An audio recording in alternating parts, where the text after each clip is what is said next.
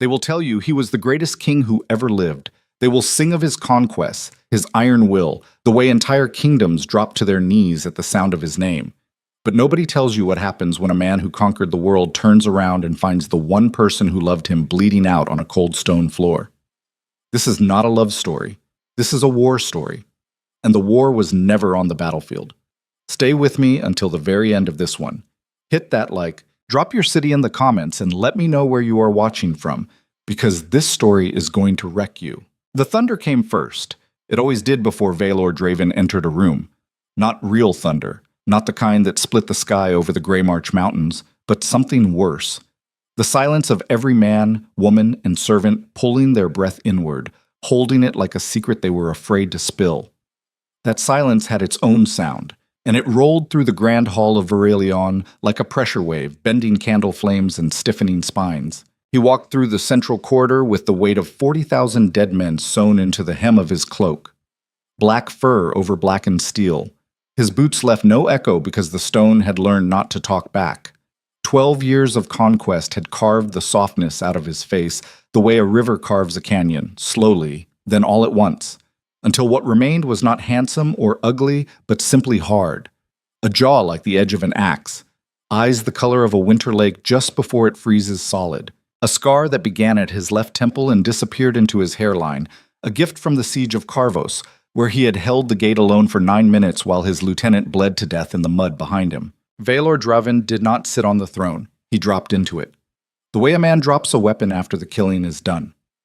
His fingers curled over the armrests, and the gold filigree bit into his calluses, and he did not flinch because flinching was a language he had forgotten how to speak. General Torvan stood 6 paces to the left, his hands clasped behind his back, watching the king the way a man watches a fire that has grown too large for the hearth. "How many?" Vaelor said. His voice was not loud. It did not need to be. Torvain swallowed. 1,400, my king. The northern villages along the Ashenmere border. They burned what they could not carry. Salted what they could not burn. Vaelor stared straight ahead. The grand hall stretched before him like the throat of some ancient beast, pillars rising into shadow, banners hanging limp in the windless air. Gold everywhere. Gold in the thread, gold in the fixtures, gold melted into the grout between the stones because Vaelor had ordered it years ago during a fever of ambition that now felt like someone else's dream. And the garrison commander? Dead, Torvain said. They found him in a ditch with his own belt around his neck. The rebels left a message carved into his chest.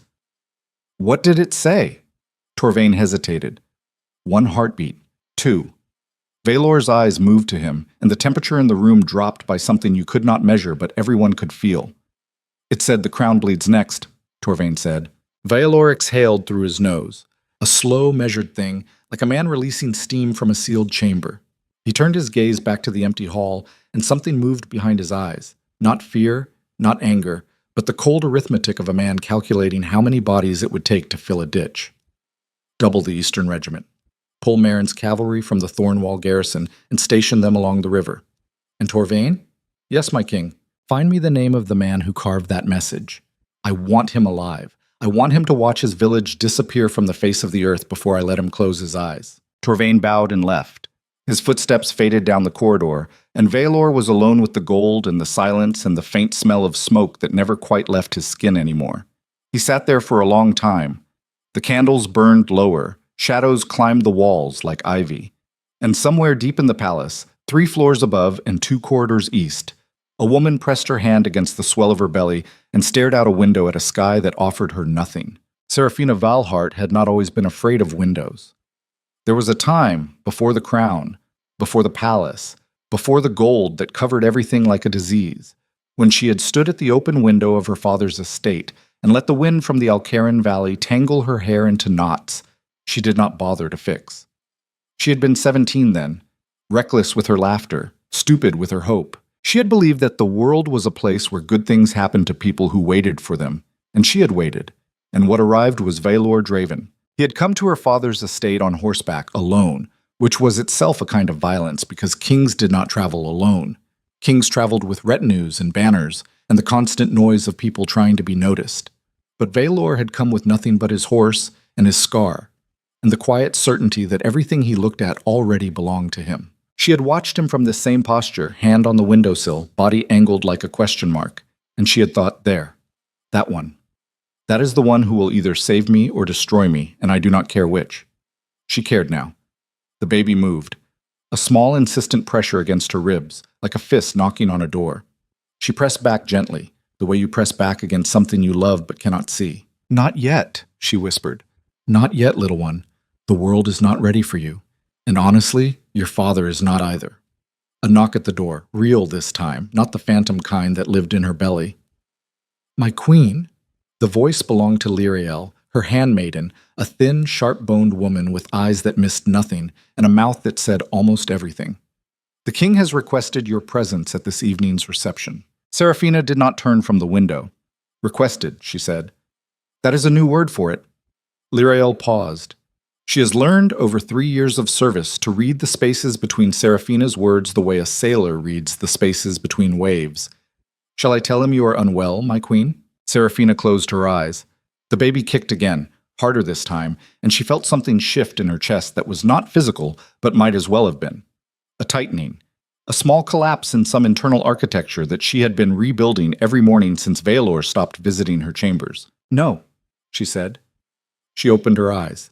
Tell him I will be there. Tell him his queen will stand beside him and smile and do all the things that queens are supposed to do while their husbands parade other women through the hall like livestock at auction. Lyriel's face did not change, but her hands tightened at her sides. The noblewoman will be in attendance then. Seraphina's mouth bent into something that was not a smile. Lady Thessara Morvain. Yes. She will be there because she is always there, Lyriel. She is there like the gold is there. Decorative, permanent, and far more valuable to the crown than a pregnant wife who asks too many questions. Lyriel stepped forward. My queen, I do not think the king means to— Do not! Seraphina's voice cracked like a branch underfoot. Do not stand there and tell me what the king means. I have spent 3 years trying to decode what the king means, and I have concluded that the king means exactly what the king does, and what the king does is whatever serves the empire. I am carrying his child, Lyriel, his heir. And I found out from a servant that Thessara Morvain has been given chambers in the East Wing, where the royal consorts have stayed for 6 generations. So please do not tell me what the king means. I have eyes, I have a mind, and I have a memory that works perfectly well, even if everyone in this palace pretends otherwise. Lyriel said nothing. There was nothing to say. She bowed her head and left to prepare the queen's gown, and Seraphina stood at the window and pressed her hand against her belly and breathed in the way women breathe when they are trying not to shatter. The reception that evening was a spectacle designed to remind every lord and lady in attendance that Verelion was not simply a kingdom, but a force of nature with a tax code. The grand hall had been transformed. Long tables draped in black silk ran the length of the room, laden with roasted game and winter fruit and bottles of Ashenvale wine that cost more per glass than a farmer earned in a season. Musicians played from a raised platform in the corner, their instruments producing a sound that was technically beautiful but felt, to Seraphina, like someone humming while a house burned down. She descended the eastern staircase in a gown of deep emerald, the fabric cut to accommodate her belly without hiding it, because hiding was a luxury she could no longer afford. Every eye in the hall tracked her movement, and she felt each gaze like a fingertip pressed against exposed skin. Some were curious, some were pitying, some were hungry in ways that had nothing to do with the feast. Valor stood at the head table, and for one dislocated moment she saw him the way she had seen him that first day at her father's estate. Tall, immovable, beautiful in the way that dangerous things are beautiful. He wore black, always black, and the crown sat on his head like it had grown there. His jaw was set. His posture was the posture of a man who expected the world to arrange itself around him, and the world, obedient as ever, had complied. Then she saw Thessara.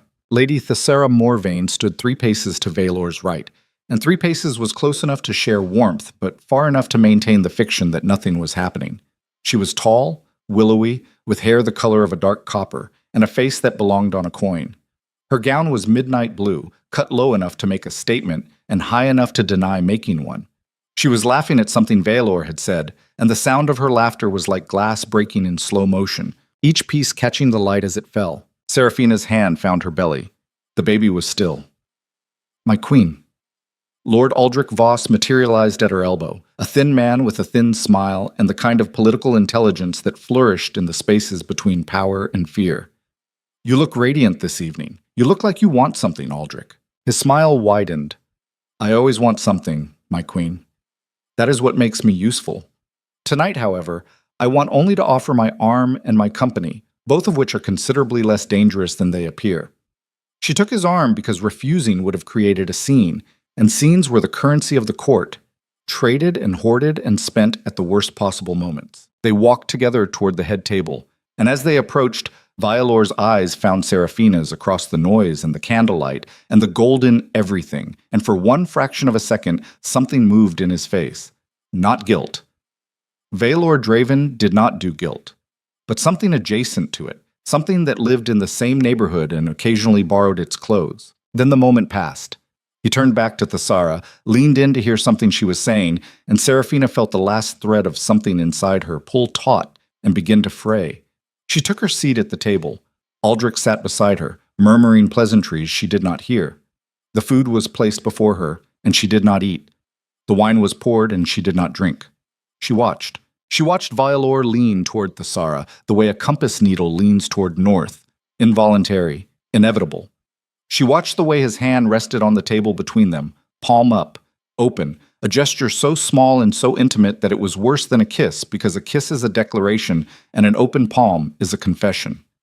She watched Thesara mirror his posture, her body angling toward his like a plant toward light, and she felt the room shrink until there was nothing in it but the three of them and the unbearable mathematics of desire. Lord Aldrich leaned close. The court is watching, my queen. They are watching you watch him. Let them. Aldrich's smile did not waver, but his voice dropped. They will not simply watch, my queen. They will interpret. An interpretation in this court is a weapon wielded by people who have already chosen their target. Seraphina turned to him. Her eyes were dry. She had used up her tears months ago, spent them on pillows and in bath water, and in the small hours of the morning when the palace was quiet enough to hear her own heartbreak. Then let them interpret this, she said, and she stood. The hall went quiet. Not the enforced silence of the king's arrival, but the organic hush that falls when something unexpected is about to happen, and everyone in the room can taste it on the air, like iron before rain. Seraphina walked the length of the table. Every step was deliberate, measured, the walk of a woman who had practiced composure until it became a second skeleton. She passed lords who looked away. She passed ladies who looked directly at her with expressions that ranged from sympathy to satisfaction. She passed servants who pretended to be invisible and guards who pretended to be furniture. She stopped in front of Valor. He looked up at her. The crown caught the candlelight, and for a moment the gold seemed to glow from within, like something alive, something that fed on the attention of everyone in the room. My king, she said. Her voice carried. She had learned that from him. You have not asked me to dance. The silence tightened. The Tsar's expression did not change, but her fingers curled slightly around the stem of her wine glass, and that small movement was the loudest thing in the room. Violor studied his wife. His eyes moved over her face the way a general surveys terrain before committing troops. You should not be on your feet, he said. The physicians have said that I am carrying your air, not that I have become furniture. She held his gaze. Dance with me. Or do I need an appointment for that as well? Something flickered in his jaw. A muscle. A decision. He stood slowly with the kind of deliberate authority that turned even the act of rising from a chair into a statement of dominance. He offered his hand. She took it. They moved to the floor, and the musicians shifted their tempo with the instinct of people whose livelihood depended on reading the mood of the room with absolute precision. A slower melody, strings predominantly.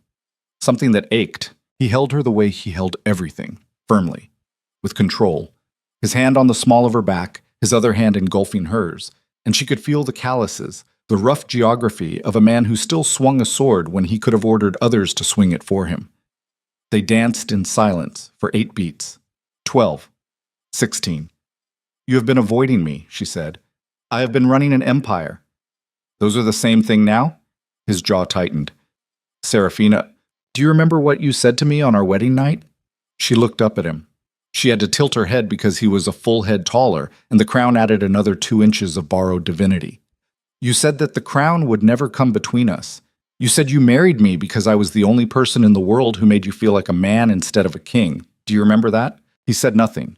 His hand pressed harder against her back, and she did not know if he was pulling her closer or bracing himself against something. Because I remember, she said.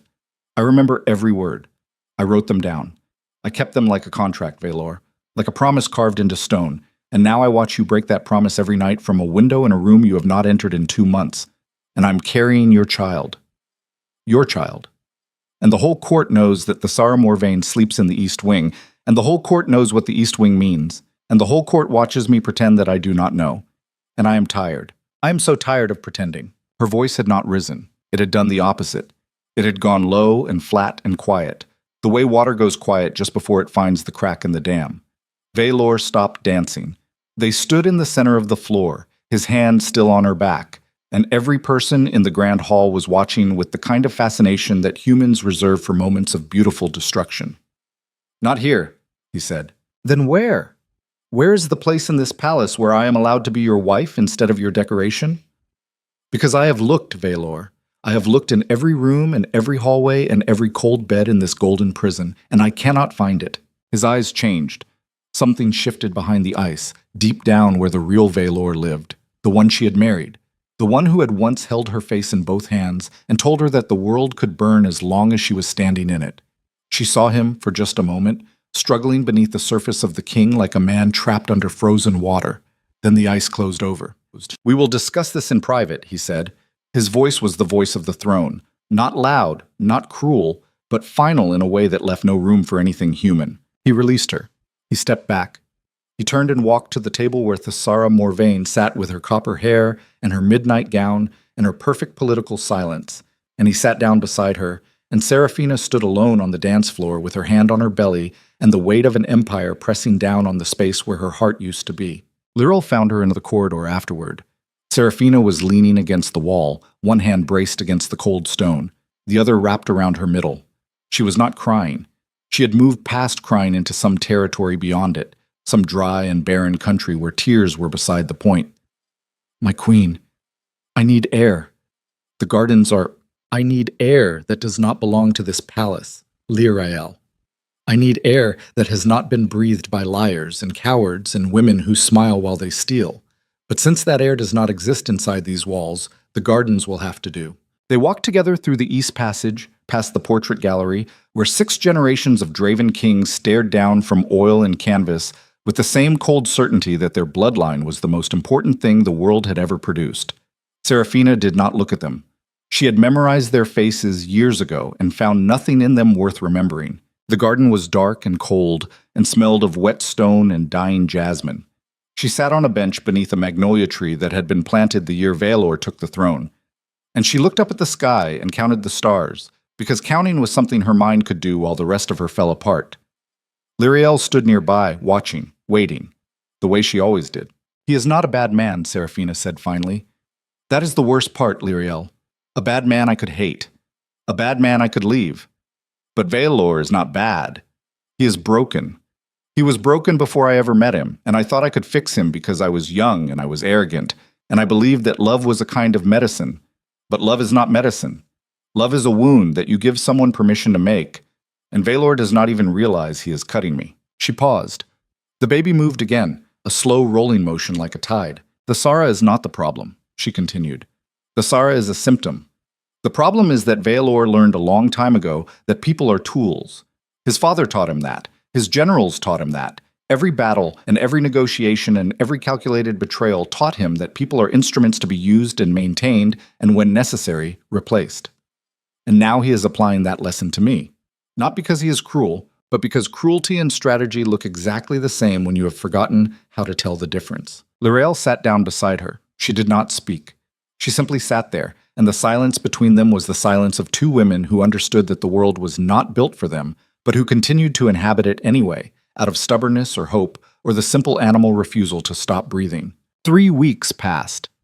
The rebellion in the north grew like a vine, sending tendrils along the border, choking supply lines and burning granaries. Valor spent his days in the war room, a cavernous space beneath the East Tower filled with maps and models and the stale air of men who had not slept enough and had drunk too much. His nights were divided between strategy sessions with his generals and meetings with the noble houses whose loyalty was an expensive and perishable commodity. Serafina saw him twice during those 3 weeks. Once in a corridor, passing each other like ships whose captains had forgotten they were in the same fleet. He had nodded, she had nodded back. They had continued walking in opposite directions, and the distance between them had grown by exactly the length of a hallway and approximately the width of an ocean. The second time was worse. She had gone to his study. She had stood outside the door for 4 minutes, which she knew because she counted her own heartbeats, and there were 240 of them, which meant her heart was beating at 60 beats per minute, which was calm, which was a lie. She knocked. Enter. She entered. He was standing behind his desk, bent over a map, his sleeves rolled to his elbows, his forearms marked with ink and the faint white lines of old scars. He looked up and something crossed his face, fast and involuntary, like a bird flying across the sun. Serafina. The baby will come in 6 weeks, she said. The physicians say sooner, maybe. She stood in the doorway because entering his space uninvited felt like trespassing, which was insane because she was his wife, and this was supposed to be her home, and yet here she was, standing at the threshold of her husband's study like a petitioner at the gate. I know, he said. Do you? Because you have not asked. You have not asked about the child. You have not asked about my health. You have not asked about anything that does not have a tactical value since the night I embarrassed you at the reception. And I did not come here to fight, Valor. I came here to tell you that your child is alive and growing and will arrive soon, and I thought maybe that information might matter to you. Even a little. He straightened. He was quiet for a long time, and in that silence she could hear the war.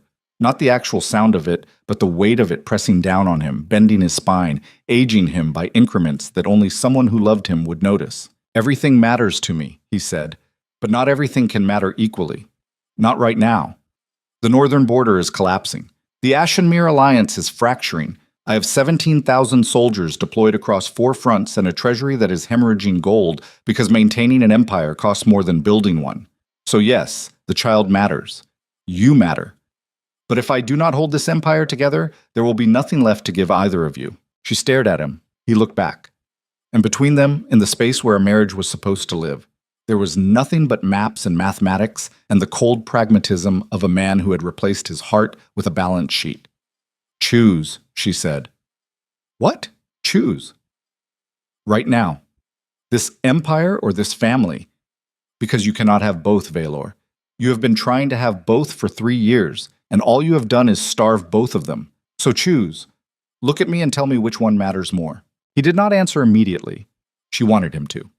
She wanted him to say it fast, without thinking, the way you say the name of the person you love when someone wakes you from a dead sleep. She wanted it to be instinct. She wanted it to be her. The Empire, he said. And then, quieter, as if the words cost him something he could not afford. The Empire has to come first, Serafina, because without the Empire, we are nothing. We are 2 people in a field somewhere, waiting for someone stronger to come and take everything from us. I did not build this so that our children could inherit weakness. I built this so they would never have to be afraid. She felt it happen. The last thread. The one she had been feeling fray since the night of the reception. The one that connected her to the version of Valor she had married. It did not snap. It simply dissolved, quietly, like salt in water, and what remained was clear and tasteless and offered no nourishment whatsoever. Your children, she said. She put her hand on her belly. This child. This one, right here. This is not an abstraction, Valor. This is not a line on a succession chart. This is a person I have been building inside my body while you build your empire, and the difference between us is that I would burn the empire to the ground to keep this child safe, and you would sacrifice this child to keep the empire standing. That is not... It is. It is exactly that, and the fact that you cannot see it is the reason I am standing here alone. She left. He did not follow. The maps lay on the desk between them like an ocean they had both decided was too wide to cross. Valor stood in the empty room for a long time after she left. The candle on his desk burned down to a stub. Wax pooled on the wood, hardened, became a small monument to lost time. He pressed both palms flat against the map, leaning forward until his arms shook, and he closed his eyes and breathed and tried to remember what it had felt like before the crown, before the conquests, before the empire became the only language he knew how to speak. He could not remember. The man he had been before Varelion was a stranger, someone who had existed briefly and dimly, like a candle in a room with too many windows. The draft had gotten to him early. Torvon found him there an hour later.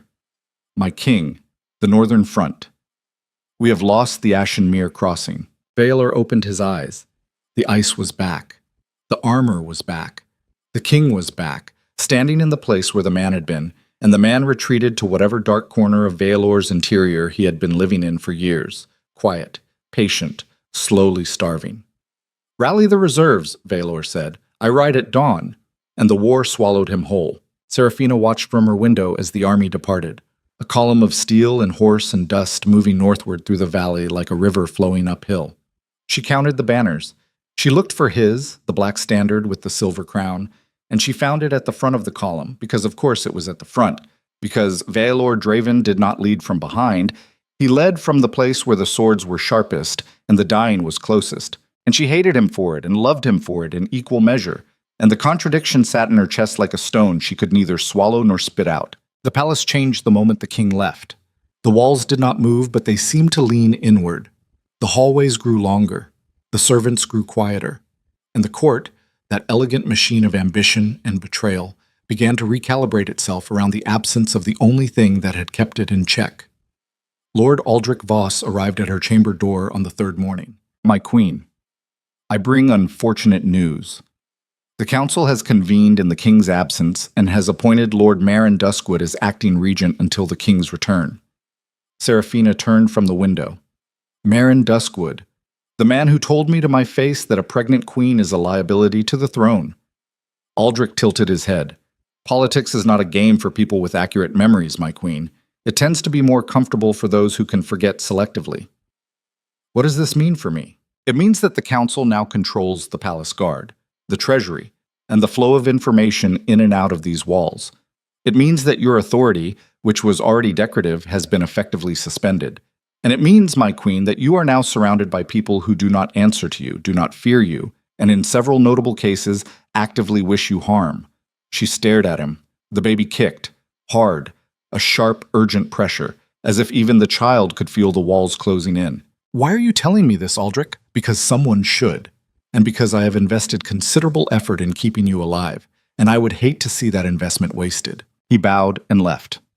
Serafina stood in her chamber with her hand on her belly, and the sound of her own breathing loud in her ears, and the cold, absolute knowledge that she was alone in a palace full of wolves, and the only person who could have protected her had chosen the Empire instead, and the Empire had swallowed him, and she was standing in its stomach, and the walls were closing in, and the acid was rising, and somewhere in the distance, on a battlefield she would never see, a man who used to love her was swinging a sword at everything except the thing that was actually trying to kill them both. The candle on her nightstand flickered.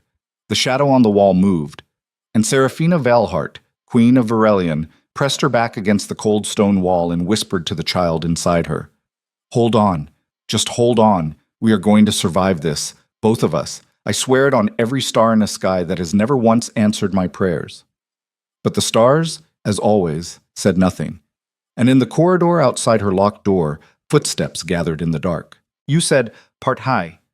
Với tư cách là một người kể chuyện và biên kịch điện ảnh chuyên nghiệp, hãy triển khai Part 2 của kịch bản dựa trên diễn biến đã kết thúc ở Part 1. Part 2.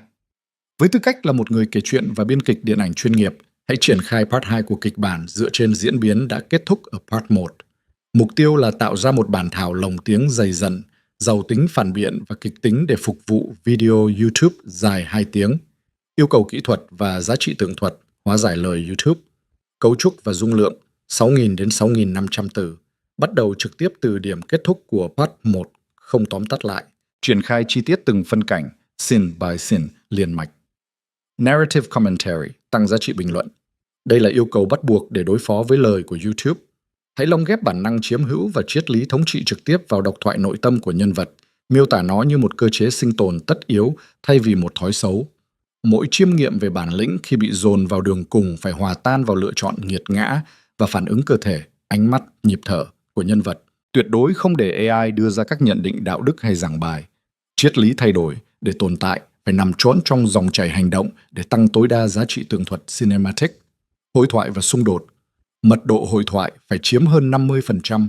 Các cuộc đối thoại cần gãy gọn, mang tính tấn công, giàu ý ngầm, subtext, đặc trưng của phong cách Mỹ, Hoa Kỳ. thể hiện sự áp đặt quyền lực và sự im lặng ngột ngạt giữa các nhân vật.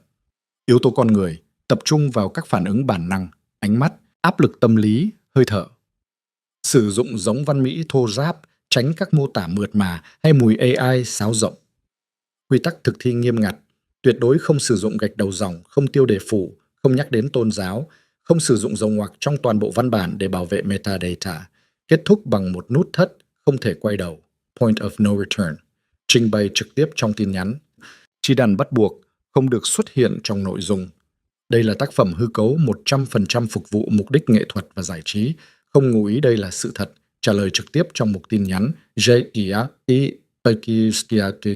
Show more 1604, Claude responded.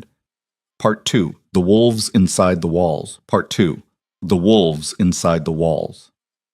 The footsteps did not come that first night. They came on the 5th. Serafina had learned to sleep in fragments, 20 minutes here, 40 there. Her body curved around her belly like a wall built from flesh and bone. The baby had dropped lower in the past week. The physicians said it was normal. The physicians said a lot of things from behind their careful smiles, and she had stopped listening because careful smiles were the uniform of people who answered to someone other than her. She woke to the sound of her door latch lifting. Not a knock, not a request. The mechanical click of metal being tested by someone who expected it to give. It held. She had jammed a chair under the handle 3 nights ago, a precaution that Lirael had called excessive and that Serafina had called staying alive. The latch clicked twice more, then stopped. Footsteps retreated, slow, unhurried. The footsteps of someone who had all the time in the world because time, like everything else in this palace, belonged to whoever controlled the doors. She did not sleep again. She sat in the dark with her back against the headboard, and her hands on her belly and her eyes on the door, and she breathed the way animals breathe when they know the predator is close but cannot see it. Short, shallow, through the nose, every exhale a calculation, every inhale a negotiation with a body that wanted to panic and a mind that could not afford to let it. When dawn came, thin and gray, and offering nothing, she dressed herself. She had stopped asking Lirael for help with the laces because the act of asking had begun to feel like the act of admitting she could not do this alone, and admitting that was a crack in armor she could not afford to let anyone see. She found Aldrich in the lower gallery, standing before a painting of the Battle of Greymarch with his hands clasped behind his back and an expression of mild aesthetic disapproval. "Someone tried my door last night," she said.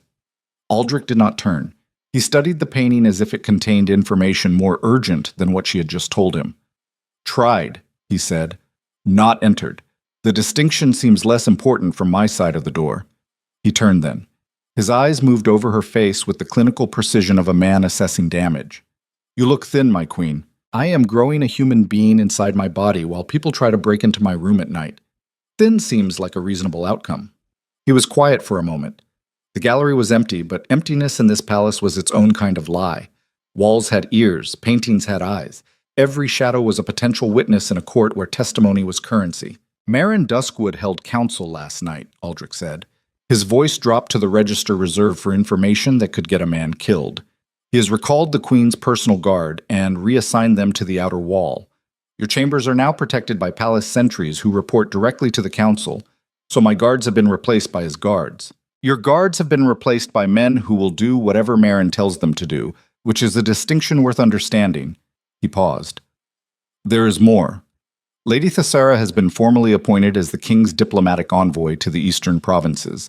The council ratified it unanimously. Serafina felt something move through her that was not the baby. It was colder, sharper. The specific kind of understanding that arrives not as a thought, but as a sensation, the way you feel a blade before you see the blood. "They are replacing me," she said. "Not removing, replacing. One piece at a time, like pulling stones from a wall until the whole thing comes down under its own weight." Aldrich's mouth thinned. "That is one interpretation. Give me another." He did not. They stood in the gallery with the painted dead watching from their frames, and the silence between them was the silence of two people who had arrived at the same conclusion from different directions, and found no comfort in the convergence. "What are my options?" she said. "Limited. The palace is effectively sealed. Correspondence is reviewed by the council before dispatch. Your household staff has been reduced to Lirael and 2 chamber servants, and the treasury has frozen your personal accounts under the pretext of wartime austerity, So I am a prisoner. You are a queen whose authority has been suspended by men who understand that authority is not a birthright, but a supply chain, and they have cut every line that feeds yours." She pressed her palm flat against the wall. The stone was cold. Everything in this palace was cold. The walls, the floors, the people. As if warmth were a resource that had been rationed out of existence. And Veilor? Does he know? Aldrich looked at her with something that might have been pity if pity were an emotion he could afford. The king is 300 miles north, fighting a war on 4 fronts. The information that reaches him is curated by the same council that is dismantling your position. He knows what they want him to know, which is that the palace is secure, the queen is well, and the empire is functioning in his absence. So he thinks everything is fine. He thinks what powerful men always think when they leave their house to go conquer someone else's. That the walls will hold, the locks will keep, and the people inside will stay exactly where he put them. She closed her eyes. The baby shifted, a slow tidal movement, and she felt the pressure change in her lower back, a deep ache that pulsed in rhythm with her heartbeat. 6 weeks. Maybe less. The child was coming whether the world was ready or not, and the world, as far as she could tell, was spectacularly unready. "I need to get a message to him," she said. Aldrich exhaled. "Every courier passes through the council checkpoint at the northern gate. Every letter is opened, read, and resealed. I have watched them do it. They are not even discreet about it because discretion implies shame, and shame requires a conscience, and consciences are in short supply among men who smell an opportunity." "Then find me another way." He studied her. She held his gaze. Whatever he saw there, it changed something in his calculation, some variable he had been carrying that shifted weight from one side of the ledger to the other. "There is a man," he said slowly, "a farrier who shoes the cavalry horses at the northern staging camp. He passes through the palace grounds every 8 days to collect requisition orders. He is not a courier. He is not political. He is a man who puts metal on the feet of horses and does not care who rides them. I can get a message to him, but I cannot guarantee it reaches the king, and I cannot guarantee that sending it does not get both of us killed. Do it." "My queen, do it, Aldrich. I do not care about the risk. I care about my child being born in a palace controlled by men who see that child as an obstacle. Get the message to Veilor. Tell him the wolves are inside the walls. Tell him his queen is running out of room. Tell him to come home, or there will be nothing left to come home to." Aldrich bowed. It was a deeper bow than usual, and when he straightened, his face had rearranged itself into something harder, something that had stopped calculating odds and started accepting them. He left. Serafina stood in the gallery alone. The painted battle on the wall showed men dying in careful brushstrokes, their agony preserved in pigment and oil, and she thought, that is what history does. It makes suffering beautiful. It puts a frame around it and hangs it on a wall and invites people to admire the composition while forgetting that every stroke of red was someone's last breath. She put her hand on her belly. The baby kicked, hard enough to make her gasp. "I know," she whispered. "I know. We are running out of time." 300 miles north, Veilor Draven stood in mud up to his ankles and watched the Ashenmere crossing burn. The bridge was 200 years old. Stone and timber and the accumulated weight of 10,000 crossings by merchants, armies, lovers, refugees, all of it going up in a column of orange and black that stained the evening sky like a wound. The rebels had packed the support pillars with pitch and sulfur and timed the ignition to coincide with the arrival of Veilor's forward cavalry, and the explosion had taken 32 horses and 19 men and the last viable crossing point within 100 miles. Torvald stood beside him. The general's face was blank, in the way that military faces go blank when the situation has outpaced the available vocabulary for describing it. "They knew we were coming," Torvald said. Veilor said nothing. His eyes reflected the fire. His jaw was a locked mechanism, a gear that had seized under pressure and refused to turn. The mud sucked at his boots. The smoke burned his nostrils. Somewhere downstream, a horse was screaming, a high, wet, broken sound that went on too long. "Who knew the route?" Veilor said. "The command staff. The quartermaster. The council received a copy of the deployment schedule for resource allocation." The council. A statement, not a question. Veilor's eyes did not move from the burning bridge. The fire had reached the central span and the stone was cracking, great shards of it dropping into the river with sounds like bones breaking. "Pull the eastern column back to the ridgeline," Veilor said. "Establish a defensive perimeter at half a mile. No fires tonight. No tents. Every man sleeps in his armor with his weapon within reach." We are retreating? We are repositioning. Retreating is what I do when I have no other option. Repositioning is what I do when I have been betrayed and need time to decide who dies for it. Torvain did not argue. He had served Valor for 9 years and had learned that the king's quiet voice was infinitely more dangerous than his loud one. The loud voice was theater. The quiet voice was the sound of a man crossing names off a list. The camp that night was a grim thing. 3,000 men spread along a ridgeline in the dark. No fires. The cold settling into their armor like water into stone. Valor walked the line because he always walked the line. Because his father had told him once that a king who does not know the faces of his soldiers does not deserve their deaths. And Valor had taken that lesson and sharpened it into something his father would not have recognized. He stopped at the forward position where a young soldier, barely 20, sat hunched against a rock with a crossbow across his knees and eyes that were too wide for the darkness to explain. "Name," Valor said. The soldier startled. "Doran, my king. Doran Ashford, 3rd Infantry, 2nd Pike." Valor crouched beside him. This close, the soldier could see the scar, the mud on the king's face, the way his eyes caught what little light existed and held it like a trap. "First campaign, Doran?" "Yes, my king." "Scared?" The soldier hesitated. The correct answer was no. The truthful answer was written across his face in sweat and shallow breathing. "Yes, my king," he said. Valor looked at him, looked through him, into the place where fear lived, the place Valor himself had boarded up years ago with oak and iron and the accumulated weight of every life he had taken. "Good," Valor said. "Fear means your body knows something your mind has not accepted yet. Do not fight it. Use it.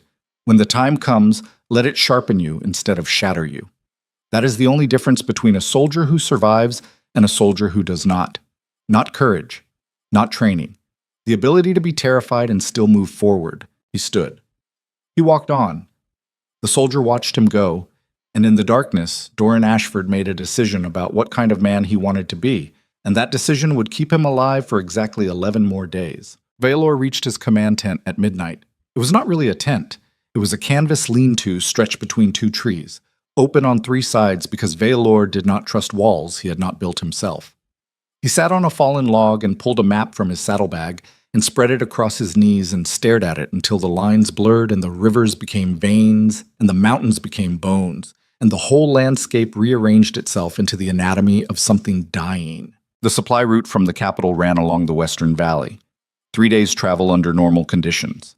Under these conditions, with the bridge gone and the rebel forces controlling the eastern passes, it might as well have been 3 months. His army was cut off, not encircled, not yet, but isolated in a way that turned every day into a subtraction. Food, water, morale, all of it leaking out of the margins. He should have been thinking about flanking maneuvers, river crossings, logistics, the mathematics of survival that had kept him alive through 14 campaigns and 6 sieges and 1 night in Carvos that he still could not remember without his hands shaking.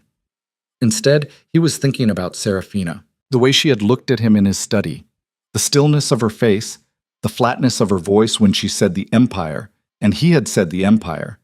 And the word had come out of his mouth like a reflex, automatic, the same way his arm moved to block a sword, because the Empire was his armor, and he had worn it so long that he had forgotten it was not his skin. She had asked him to choose. Standing there with his child inside her, she had asked him to choose. And he had chosen the Empire because the Empire was the only thing that had never betrayed him, never abandoned him, never looked at him with disappointment or grief, or the particular kind of love that comes with conditions. The Empire asked nothing of him except strength. The Empire rewarded nothing except results. The Empire was clean in a way that human relationships were not, and Valor had spent his entire life building something clean because the alternative was the mess of loving and losing and the intolerable vulnerability of needing someone who could leave. He folded the map. He pressed his palms against his eyes. The smoke from the burning bridge was still in his lungs, and every breath tasted like failure. Torvain approached from the tree line. "My king, a rider from the south, at this hour." He came off the road, through the forest, no colors, no banner. He asked for you by name. Valor's hand moved to the sword at his hip. Instinct. The first language he had ever learned and the last one he would forget. "Bring him." The man was thin, weathered, with the kind of face that belonged behind a forge rather than on a horse. His hands were calloused in the wrong places for a soldier. The pads of his fingers thickened, the knuckles permanently dark with soot. A farrier. Valor recognized the markers the way a predator recognizes the markings of a species that is not prey automatically, without interest. You asked for me, Valor said. The farrier knelt, not elegantly, not practiced, the kneel of a man who understood the concept but had never needed to execute it. I carry a message, my king. From the palace. Valor went still, completely, utterly still, the way a lake goes still before a stone breaks its surface. Who sent you? Lord Aldrich Voss. On behalf of the Queen. Torvain stepped forward. My king, this could be... Let him speak. Valor's eyes did not leave the farrier's face. What is the message? The farrier swallowed. He was afraid. Not of the king specifically, but of the weight of the words he carried. Words that did not belong in his mouth. Words that were too heavy for a man who worked in iron and leather, and the simple geometry of horseshoes. The queen says the wolves are inside the walls. She says the council has taken the palace guard, the treasury, the correspondence. She says Lord Marin Duskwood has been appointed regent and your queen has been made a prisoner in everything but name. She says to come home. She says there will be nothing left to come home to. The silence that followed was not the silence of shock. It was the silence of a man recalculating every assumption he had made in the past month and watching them collapse one by one like a row of columns under an earthquake. Valor's face did not change. His posture did not shift. But something behind his eyes ignited. Something old and deep and rooted in a part of him that predated the crown, predated the empire, predated everything except the raw animal imperative to protect what was his. How long ago? Valor said. His voice was the quietest thing in the forest. 5 days. I rode without stopping. 2 horses died under me. Valor turned to Torvain. The general saw the king's face and took one involuntary step backward, not out of fear but out of recognition. He had seen this expression once before, at Carvos, in the 9 minutes before the gate fell, when Valor had stopped being a king and started being something far older and far more dangerous. How fast can we move the army south? Valor said. The full force? 2 weeks minimum. The terrain? Not the full force. A strike column, 200 mounted soldiers, the best riders, the best blades. How fast? Torvain's jaw worked. 4 days. Maybe 3 if we kill the horses. Then we kill the horses. Valor stood. He was not tall enough for his shadow to cover the entire clearing, but it felt like it did. Select the men. We ride at first light. Leave the infantry under Commandant Raylin with orders to hold the ridge and engage no one until I return. My king. Torvain's voice was careful, the voice of a man walking along the edge of a blade. If you pull 200 riders south, the northern front. The northern front is a distraction, Valor said. The words came out hard, bitten off at the edges. They burned the bridge to fix our eyes here, to keep us looking north while they take the palace. This rebellion was never about the border, Torvain. It was about the throne. And while I have been standing in mud watching bridges burn, my wife has been alone in a palace full of men who want my crown badly enough to go through her to get it. He turned to the farrier. You. What is your name? Heron. My king. Heron Cole. Heron Cole. You rode 5 days through hostile territory with no weapon, no escort, and no guarantee that I would not have you killed for arriving unannounced in my camp. The farrier looked at the ground. The queen asked, My king. She asked, and I went because someone had to go and no one else was willing. Valor studied him for a long moment. Then he reached to his belt and unhooked a dagger in a leather sheath and held it out. When this is over, Heron Cole, come find me. I pay my debts. The farrier took the dagger with hands that shook. He did not speak. Some gestures are too large for words, and gratitude from a man like Valor Draven was a thing you held carefully, the way you hold a lit match in a room full of gunpowder. The column rode at dawn. 200 men on fresh horses, moving south through the forest at a pace that turned the trees into a blur of green and brown, and the ground into a drumroll of hooves that could be heard for miles. Valor rode at the front because he always rode at the front, but this time the position was not theater. It was velocity. He was the point of the spear, and the spear was aimed at the heart of his own kingdom. And the paradox of it, that the greatest threat to his empire had been growing inside its walls, while he searched for enemies outside them, was a lesson that burned in his chest like swallowed fire. He did not sleep. He did not eat.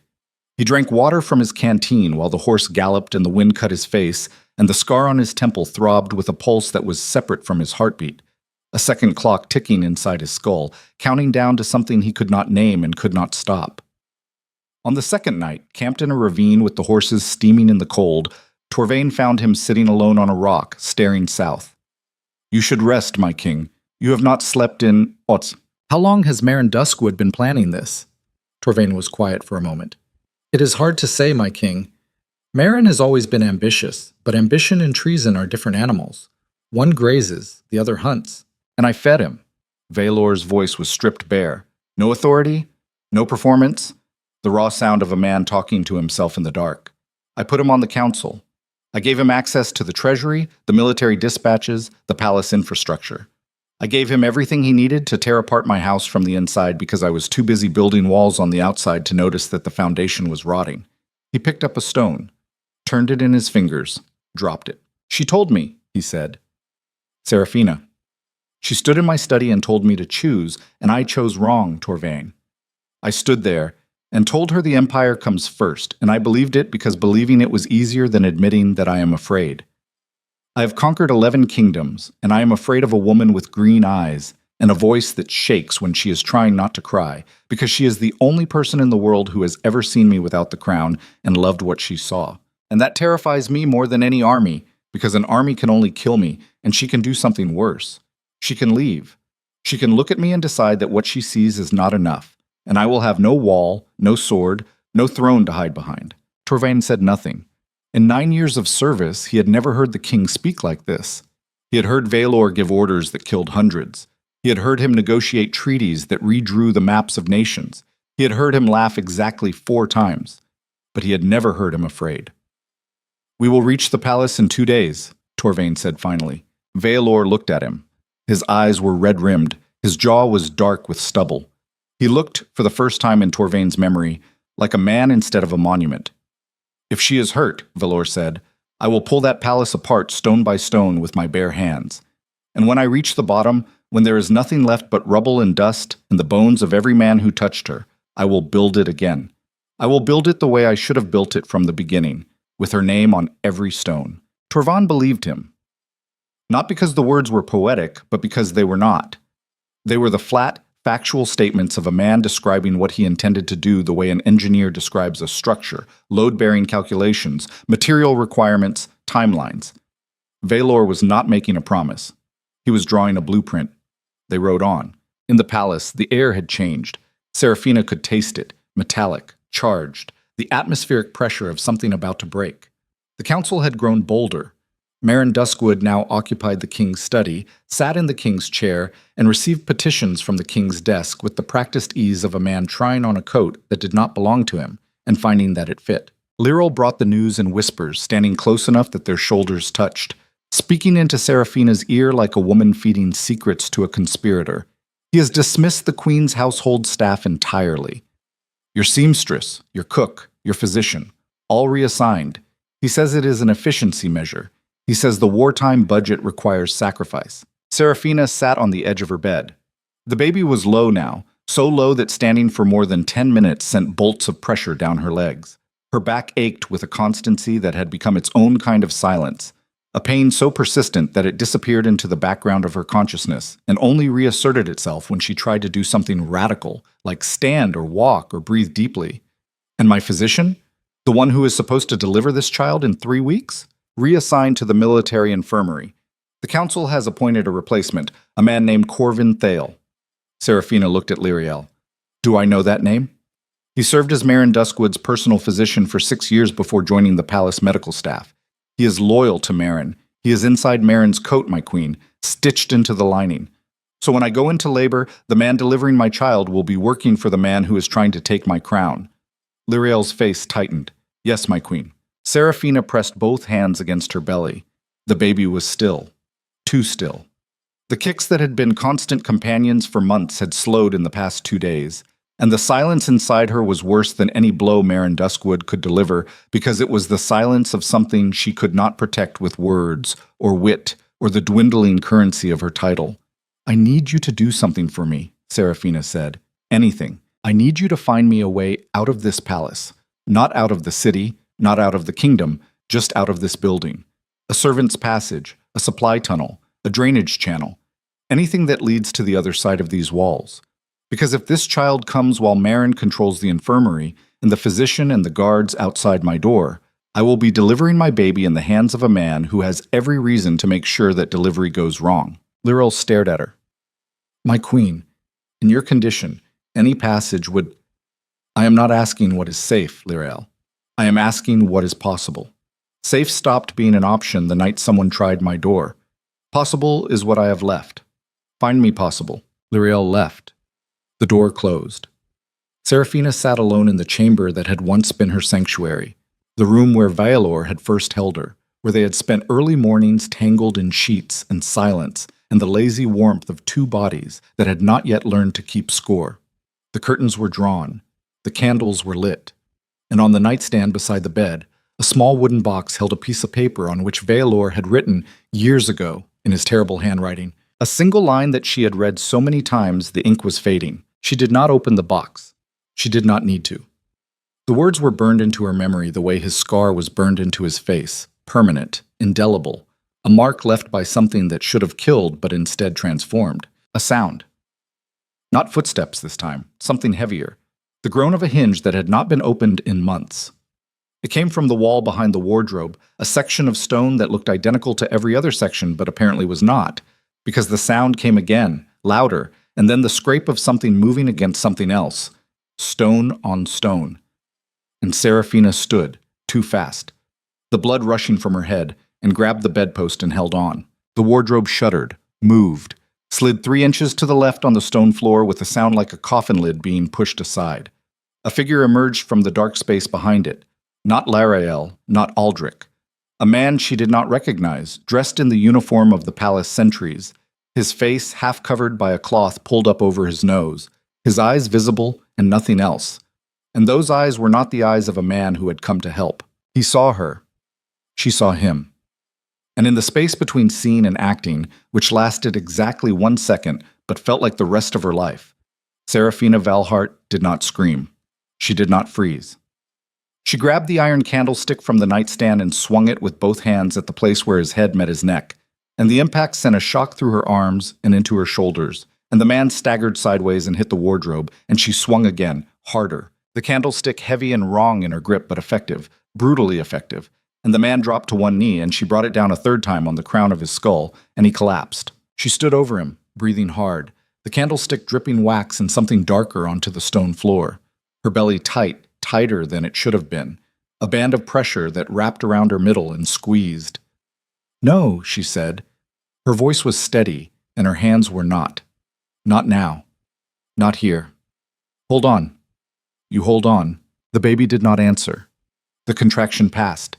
She stepped over the fallen man and looked into the dark passage he had emerged from and saw nothing but black and cold and the smell of earth and iron and the knowledge, absolute and total, that this palace was no longer a place where she would survive. She turned. She moved to the door. She pulled the chair away and opened it and stepped into the corridor, and the corridor was empty, and the torches threw shadows that moved like living things against the walls. And Seraphina Valhart, Queen of Varelion, 7 months pregnant and holding a bloodied candlestick in her shaking hands, began to walk. She did not know where she was going. She knew where she was not staying. Behind her, in the chamber, the man on the floor began to stir. And 3 floors below, in the king's study that was no longer the king's, Marin Duskwood looked up from his desk and smiled the smile of a man whose trap has just been sprung, not realizing that the thing he had caught was not the thing he had been hunting. And the thing he had been hunting was 2 days south, riding through the dark with 200 swords and a rage that had no name and no limit and no intention of stopping until the walls of the palace were painted with the consequences of what he was about to find. Seraphina reached the end of the corridor. The torchlight did not reach here. The darkness was complete. She stopped. She pressed her back against the wall. She felt the second contraction hit harder than the first, a fist inside her closing around something vital. And she slid down the wall until she was sitting on the cold stone floor in the absolute dark, with her hands around her belly, and her teeth clenched against the sound that was trying to escape her throat. And she heard them. Footsteps. Coming from both directions now. Behind her and ahead of her. Converging. The candlestick lay across her knees, the darkness pressed against her eyes. And Seraphina Valhart, alone in the belly of the beast that her husband had built and then abandoned, made a choice. Not a brave choice or a smart choice, but the only choice left to a woman who had been stripped of everything except the life growing inside her and the iron in her hands and the flat, unbreakable refusal to let either one go. She stood up, she faced the dark, and the footsteps came closer. The footsteps behind her were faster, the footsteps ahead were slower. Serafina's mind, sharpened to a blade by months of isolation and 3 minutes of violence, processed the difference the way a hunted animal processes wind direction. The fast ones were chasing, the slow ones were waiting, which meant the corridor ahead was not an escape route but a funnel, and she was being driven toward its mouth. She stopped walking. She pressed herself into an alcove where the torchlight from the intersecting hallway did not reach and held the candlestick against her chest, and made herself as small as a woman 7 months pregnant can make herself. Which was not small enough, not nearly, but the darkness helped, and the darkness was the only thing in this palace that was still on her side. The fast footsteps arrived first. 2 men. She could tell by the rhythm, one heavier than the other, their boots striking the stone in a staggered pattern that sounded like a broken heartbeat. They passed the alcove. They did not look. They were moving with the single-minded urgency of men following an order, and the order was evidently to move forward, toward the slow footsteps, toward the mouth of the funnel where she was supposed to be. She waited until their sound faded. Then she turned and went back the way she had come, past her own chamber where the door still hung open, and the man she had struck was gone, which meant he was awake, which meant the passage behind the wardrobe was still open, and what had been an entrance for her attacker became, in the desperate arithmetic of the moment, her only exit. She slipped through the opening behind the wardrobe. The passage was narrow, barely wide enough for her belly, and the stone on either side pressed against her like the walls of a birth canal. And the metaphor was so precise and so cruel that she almost laughed. Almost. The laugh died in her throat because the third contraction hit, and this one was different. This one had teeth. It bit down on her lower abdomen with a pressure that turned her vision white at the edges and buckled her knees. She caught herself against the wall, both palms flat on wet stone, her forehead pressed against the cold, her breathing ragged, animal, stripped of everything civilized and reduced to the fundamental transaction of oxygen in and carbon out, and the desperate negotiation between a body that wanted to collapse and a will that would not allow it. "Not yet," she said through her teeth. The words were not a plea. They were a command, issued to her own muscles, her own blood, her own child. "Not yet. We are not safe. We are not anywhere. Hold on." The contraction passed. She straightened. She moved forward into the dark. The passage descended. Steep, uneven steps cut into the stone, slick with condensation, and something organic that she did not want to identify. The air changed as she went deeper, growing colder, damper, carrying the mineral smell of earth and the faint sweetness of rot. This was old construction, older than the palace above, possibly older than the kingdom itself. The kind of infrastructure that empires build on top of and forget about, the bones beneath the skin. She counted steps. 37, 42, 50. At 60, the passage leveled and widened into a low chamber with a vaulted ceiling and a floor of packed earth. 3 tunnels branched from it like the fingers of an open hand, each one offering darkness and uncertainty, and the possibility of something worse than what she had left behind. She chose the leftmost tunnel because it sloped upward, and upward meant closer to the surface, and the surface meant air and light, and the theoretical possibility of a world that was not trying to crush her. She was wrong. The tunnel ended at an iron gate, locked, its bars green with oxidation and set into stone that had been there long enough to grow lichen in the seams. Beyond the gate she could see a courtyard, moonlit, empty, the flagstones silver and blue in the cold light. The eastern courtyard. She recognized the fountain, a stone lion with water that had not run in years, its mouth open in a silent roar that had become, over time, a kind of architectural despair. She gripped the bars. Pulled. The iron did not move.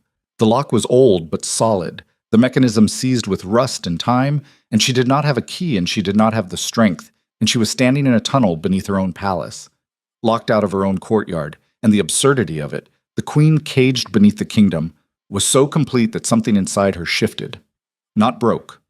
Shifted. The way tectonic plates shift before an earthquake, a deep rearrangement of internal geography that changes the landscape permanently. She sat down on the tunnel floor with her back against the gate, the iron bars pressed into her spine. The earth was cold beneath her. The baby was quiet, terribly quiet, and the silence from inside her belly was louder than every sound in the world above. Footsteps. Again. Behind her, from the branching chamber, the scrape of boots on stone and the thin beam of a lantern cutting through the dark. She gripped the candlestick. She did not stand. She could not. The contractions were coming every few minutes now, irregular but insistent, and her body had begun to make decisions without consulting her mind, diverting blood and energy to the process it had been preparing for, a process that did not care about locked gates or dark tunnels or men with lanterns. My queen. The voice was Aldrich's. She recognized it before the lantern light reached his face, because his voice had a specific quality, dry and precise, and carrying the faint undertone of a man who found the world consistently disappointing but remained committed to navigating it. He emerged from the tunnel. Lyrael was behind him, her face tight with fear and effort, carrying a bundle of cloth and a leather satchel. "How did you find me?" Seraphina said. "The man you hit woke up and started shouting. Lyrael saw you enter the passage before the guards arrived. We followed." Aldrich crouched beside her. The lantern threw his shadow up the wall behind him, grotesque and elongated, a caricature of a man rendered in light and stone. "You are having contractions," he said. "Not a question. I am aware." "How far apart?" "Close enough that sitting in a tunnel seems like a poor strategic choice." She looked at him. In the lantern light, his face was all angles and hollows, the face of a man who had survived the court not through strength or charm, but through the simple, relentless application of intelligence to every situation, including the ones that did not deserve it. "The physician," she said. "Corvin Thale. Marin's man. That is who will deliver this baby if we go back up." "We are not going back up." Aldrich reached into his coat and produced a key, black iron, old, hanging from a leather cord. He stood, stepped past her, and fitted the key into the gate lock. It turned with a sound like a knuckle cracking. The gate swung open. "How long have you had that?" Seraphina asked. "Long enough. There are things in this palace that predate every king who has sat on that throne, and there are people who keep track of those things because someone has to, and because the men who wear the crowns are always too busy looking up to notice what is under their feet." They moved through the courtyard, staying in the shadows along the wall. The moon was 3/4 full, bright enough to see by, bright enough to be seen by, and Seraphina moved with the slow, deliberate gait of a woman whose body was waging a war on two fronts, labor, advancing from within, and danger pressing from without. Aldrich led them to a low building at the courtyard's edge, a structure she had never noticed because it was the kind of building that palaces accumulate over centuries, repurposed and forgotten and repurposed again until its original function is lost to everyone except the people who maintain the plumbing. A pump house, stone walls, a wooden roof, a single door that Aldrich opened with another key from the seemingly inexhaustible collection inside his coat. Inside was small, dark, warm. An iron stove in the corner unlit, a wooden bench along one wall, a table with a basin and a jug of water that Lyrael must have placed here earlier because the water was still cool, which meant she had known about this place, which meant Aldrich had known, which meant that someone in this palace had been planning for exactly this scenario while Seraphina had been sitting in her chamber counting stars and waiting for a rescue that might never come. "You planned this," Seraphina said. Aldrich closed the door. "I planned for the possibility that the palace would become untenable.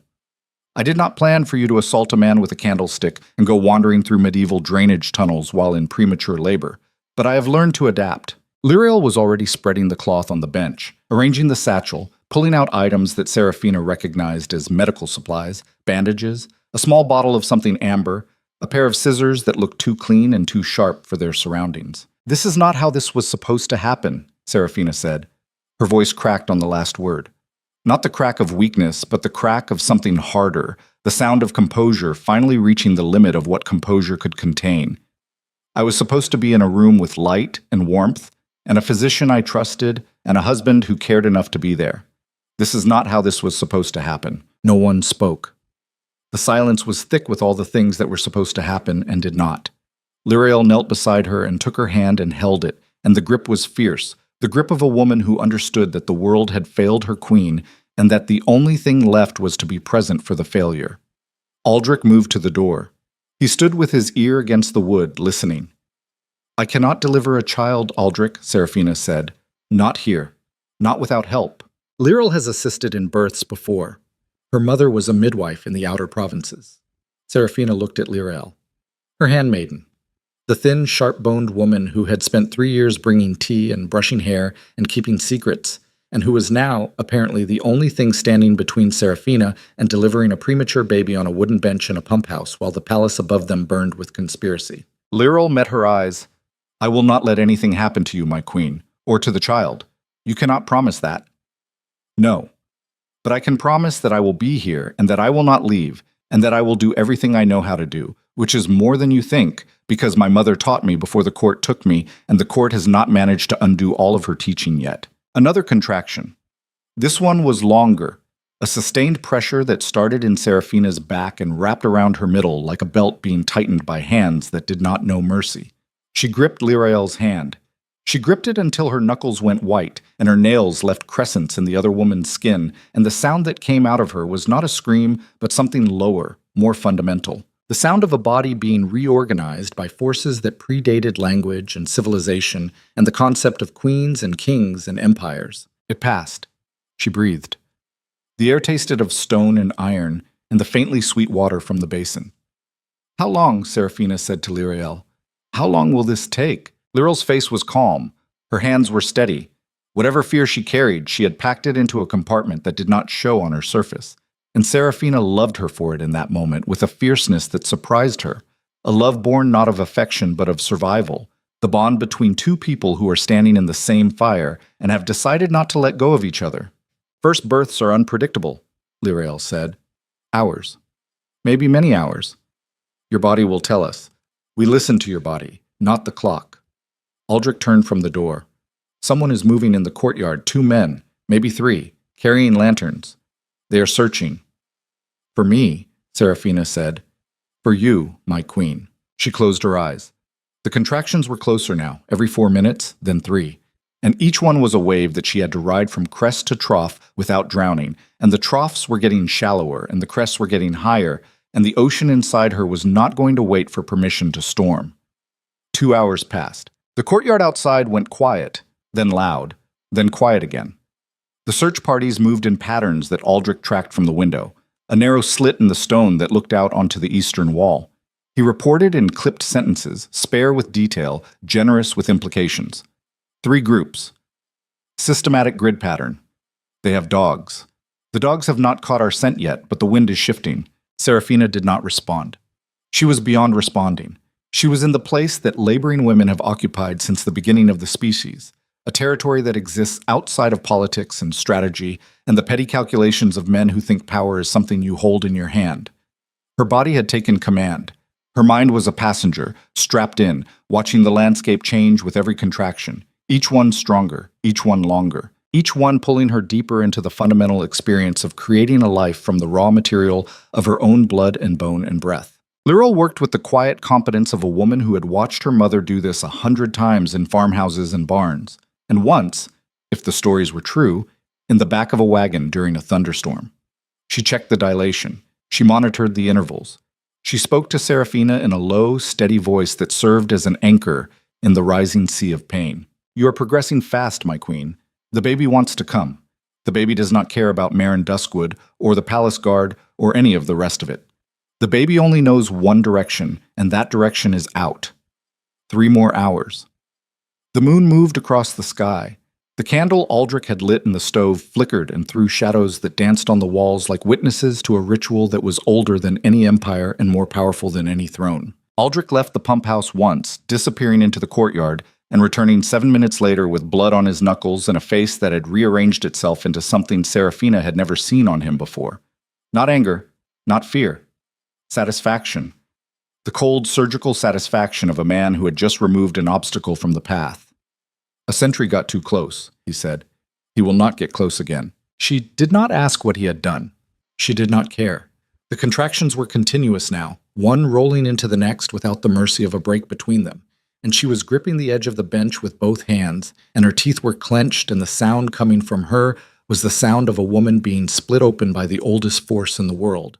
And she was not fighting it anymore. She was surrendering to it. Because fighting the body is a war you cannot win, and surrender is not weakness, but the recognition that some things are larger than the will. Push, Lirael said.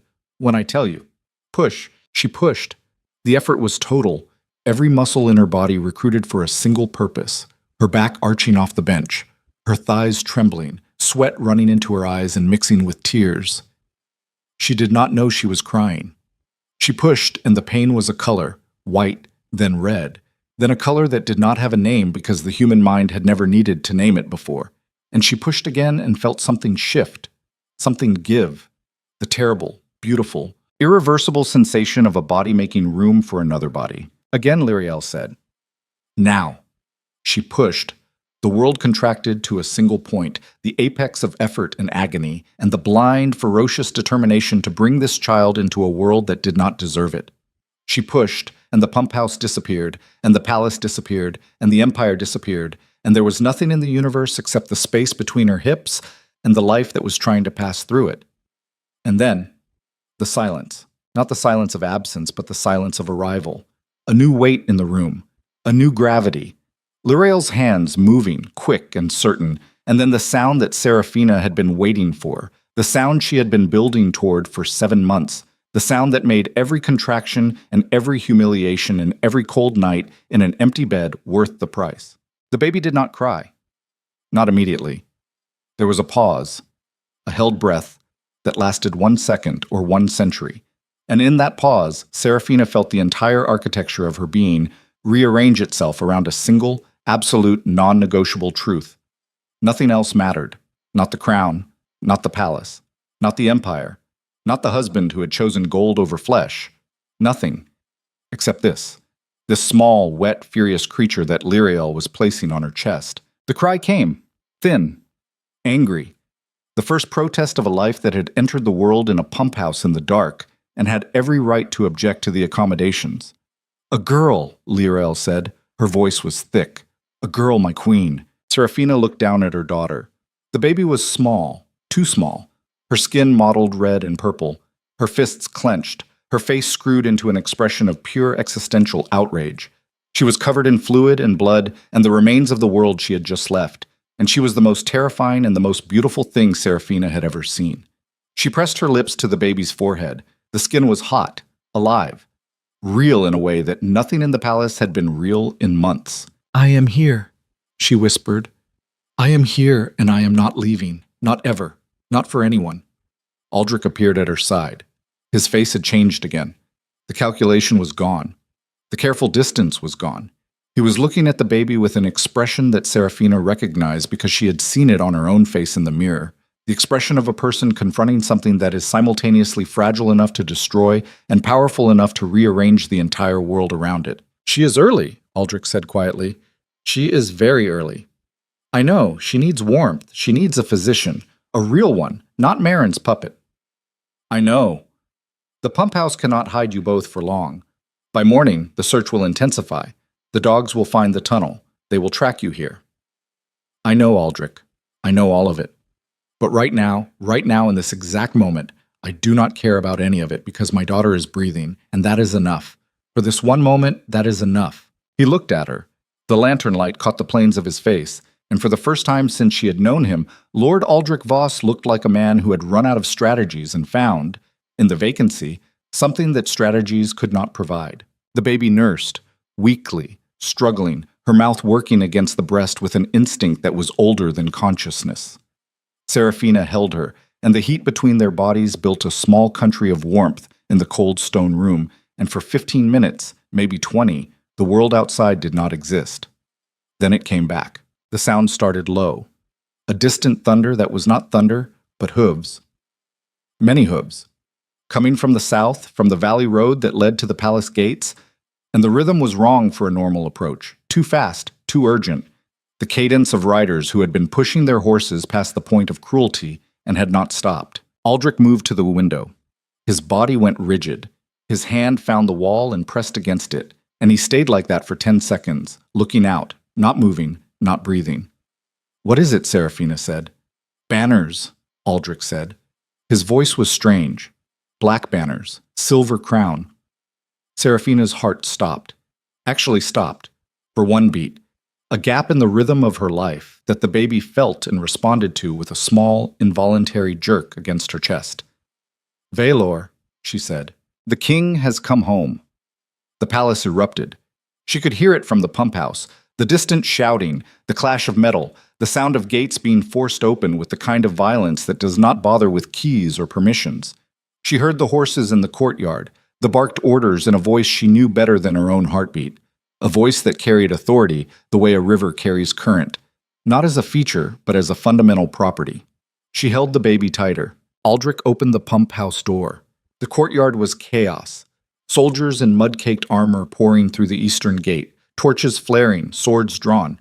And at the center of it, dismounting from a horse that was foaming and wild-eyed and looked like it had been running for 3 days straight, was Vialor Draven. He looked like something the war had chewed up and refused to swallow. His armor was dented. His cloak was torn. The scar on his temple was livid, reopened or freshly irritated, a red line against skin that was gray with exhaustion and dust. His eyes were the only part of him that looked alive, and they were too alive, burning with something that was not anger and not fear, but the terrifying intersection of both. The place where a man who has spent his entire life controlling everything discovers that control is a story he has been telling himself, and the story just ended. "Where is the queen?" His voice hit the courtyard like a hammer on an anvil, flat, hard, ringing. Every soldier within earshot stopped moving. Every servant pressed against the nearest wall. Even the horses seemed to go still, as if the sound itself carried a weight that biological systems recognized as a threat. Marin Duskwood appeared at the top of the eastern staircase. He was dressed in sleeping clothes, a robe thrown hastily over his shoulders, his hair disordered, his face carrying the expression of a man who has been woken from a dream of power by the arrival of the reality that power was borrowed from. "My king," he said. His voice was smooth. Even now, even with 200 armed soldiers flooding his courtyard and a king standing in the center of it who looked like he had been assembled from rage and dust and the broken bones of horses, Marin Duskwood's voice was smooth. "We did not expect, where is the queen?" Each word was a separate sentence. Each sentence was a door being kicked in. Marin descended 3 steps. He raised his hands, palms out, the universal gesture of a man who wants you to believe he is not a threat while he calculates how much of one he actually is. "The queen is safe, my king. She is in her chambers, resting. The pregnancy has been... She is not in her chambers." Torvain stepped forward. He was holding his sword unsheathed. "We checked. The chambers are empty. The door is open. There is blood on the floor." The courtyard went silent. The particular silence that falls when every person in a space simultaneously realizes that the situation has moved beyond recovery and into the territory of consequence. Vaelor looked at Marin. The look lasted 4 seconds. In those 4 seconds, something happened behind Vaelor's eyes that was not a thought, but a geological event. Layers of assumption and trust and political calculation collapsing into each other like a sinkhole opening beneath a building. He had trusted Marin, not liked him, not respected him, but trusted him in the way that kings trust the machinery of their own government, the way you trust a bridge because you built it yourself and tested its weight, and never considered the possibility that someone might be dismantling it from below while you crossed. That trust died. It did not fade or erode. It died the way living things die, suddenly, with a specific moment of cessation after which everything that follows is aftermath. "Seize him," Vaelor said. Soldiers moved. Marin stepped backward, his smooth composure cracking at the edges like lacquer in heat, and for the first time his true face was visible beneath the performance, the face of a man who had gambled everything on the king staying north long enough for the game to finish and had lost. "My king, this is a misunderstanding. The council acted in your absence to ensure stability. The queen was never in danger. I can explain." "You will explain." Vaelor walked toward the staircase.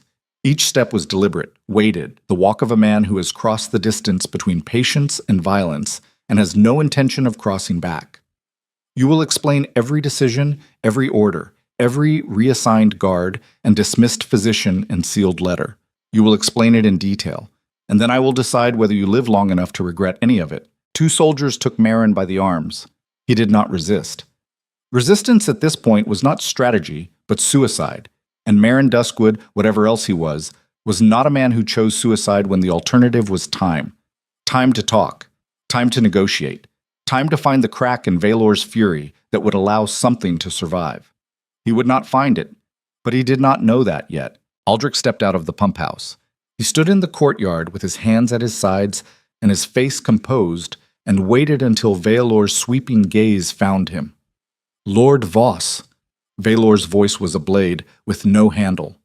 Everyone who touched it bled. Where is my wife? Aldrich did not flinch. She is here, my king. In the pump house. She is alive. She delivered your child 2 hours ago. The words hit Valor like a physical force. His body absorbed the impact the way a wall absorbs a cannon shot, visibly, structurally, with cracks appearing in places that had never shown weakness before. His mouth opened, closed. His hands, which had been clenched into fists since he dismounted, went slack. His eyes, those burning, furious, calculating eyes, went wide and then went somewhere else entirely, somewhere private and devastating and utterly human. He walked to the pump house. He walked past Aldrich without seeing him. He walked past Torvain without hearing whatever Torvain said. He walked the way a man walks through a burning building toward the one room that contains everything he cannot afford to lose. He reached the door. He stopped. He could see her through the opening. She was sitting on the bench, her back against the stone wall, her hair matted with sweat, her gown stained with blood and fluid, and the evidence of everything she had endured while he was 300 miles away chasing a war that was designed to keep him there. She was holding a bundle against her chest, a small, still, impossibly small bundle wrapped in cloth that Lariel must have torn from her own clothing because the fabric was the plain gray of a servant's dress, not the silk or linen of a queen's nursery. She looked up. She saw him, and in her eyes he saw everything. Not anger, not relief, not love. Something beyond all of those. Something that contained all of those but exceeded them the way an ocean exceeds the individual waves that move across its surface. She looked at him, and she saw a man who had built an empire and lost a family and arrived too late to prevent the damage and just early enough to witness its aftermath. And the expression on her face was the expression of a woman who was trying to decide whether the man standing in the doorway was a rescue or just another disaster wearing a crown. "You came back," she said. Her voice was hoarse, shredded, the voice of a woman who had spent hours pushing a life out of her body in a pump house while the world above tried to destroy them both. He stepped inside. He knelt. Not the kneel of a king performing a gesture, but the kneel of a man whose legs had stopped working because the thing in front of him was too much for his body to process while standing. His knees hit the stone floor. His hands reached for her, stopped, hovered in the air between them, trembling, because Valor Draven's hands had not trembled since Carvos, and even then it was from the cold. "The baby," he said. She pulled the cloth back. The baby's face was visible, tiny, mottled. The features compressed into an expression of sleeping fury, lips pursed, fists clenched, as if even in sleep she was preparing to fight the world she had been born into. "A girl," Seraphina said. Valor looked at his daughter. He looked at her the way a man looks at an equation that invalidates every calculation he has ever made. The crown on his head, which he had not removed, which he had worn through 3 days of riding and mud and the systematic dismantling of every lie his court had told him, that crown suddenly weighed more than the palace above them. It weighed more than the empire. It weighed more than every kingdom he had ever conquered, and every life he had ever taken, and every wall he had ever built, because all of those things were abstractions, and the thing in front of him was not. "She is small," he said. His voice broke on the second word. Not dramatically, not cinematically.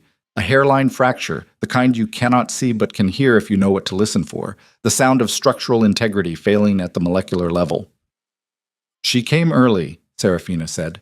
"She came early because I was running through tunnels in the dark, because the palace you left me in tried to kill us both." He flinched.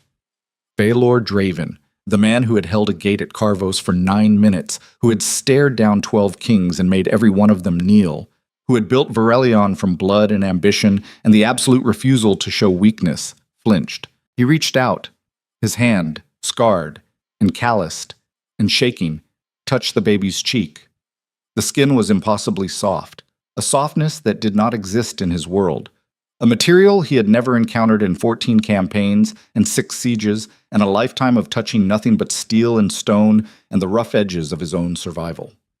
The baby stirred, her eyes opened, briefly, unfocused, seeing nothing and everything, and then closed again. Something inside Valor Draven collapsed, not broke, collapsed.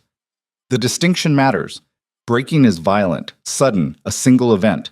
Collapsing is structural.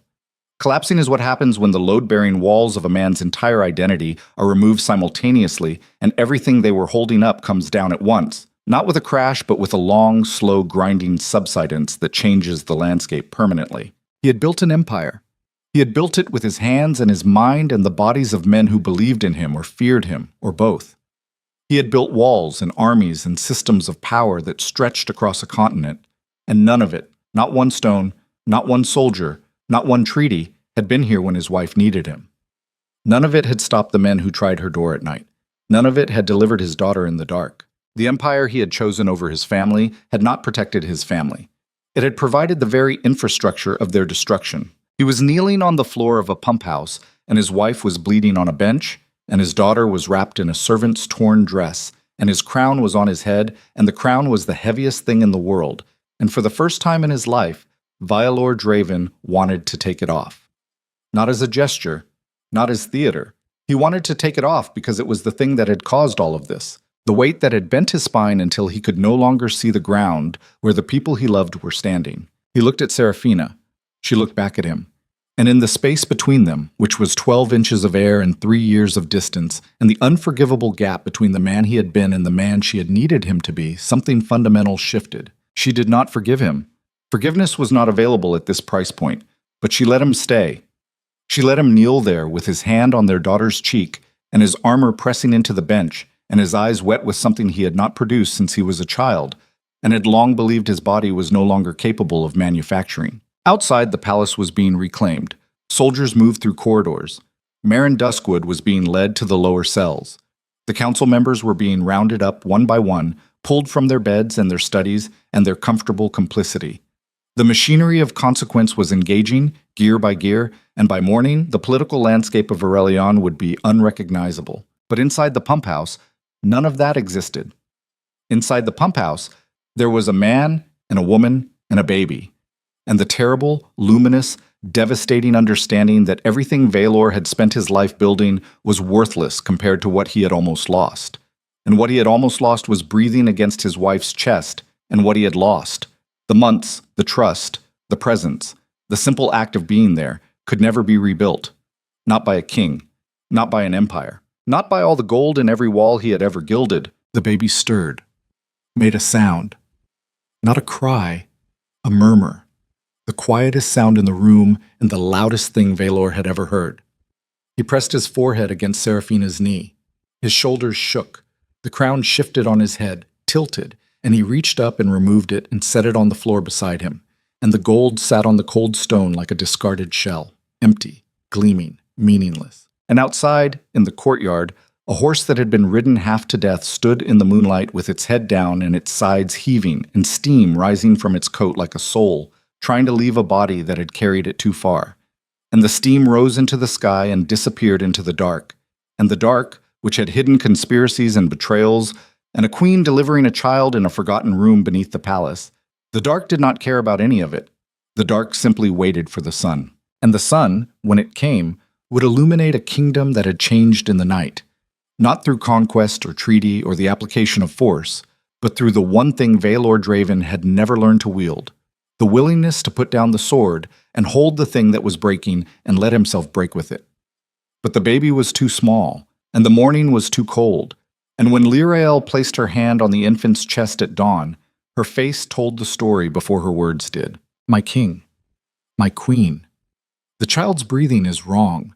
She needs a physician, a real one, with medicines and warmth and time. And I do not know how much time we have. Valor looked at his daughter. He looked at the crown on the floor. He looked at the door, beyond which an empire waited for the man he used to be. And for the first time in his life, the Alpha King of Aurelion did not know what to do. He did not know what to do, so he did the only thing he had never tried. He asked, "What does she need?" His voice was stripped of command, stripped of authority, stripped of every layer of performance that had insulated him from the raw, unbearable experience of being a man who could not fix the thing that mattered most. He was looking at Lyrael. His hands were still. His jaw was still. Everything about Valor Draven was still except his eyes, which were moving over his daughter's face with the frantic precision of a man searching a map for a road that might not exist. Lyrael did not soften the answer. Warmth. Constant, sustained warmth. Her body cannot regulate its own temperature yet.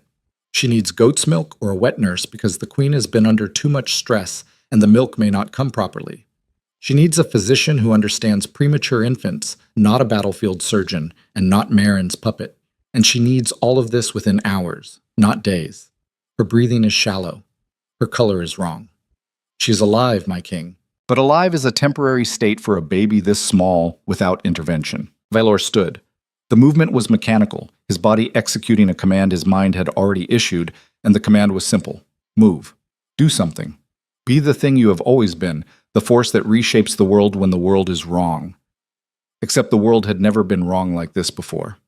The world had been wrong with enemies and borders and political treachery, and he had fixed those wrongs with steel and strategy and the calculated application of violence.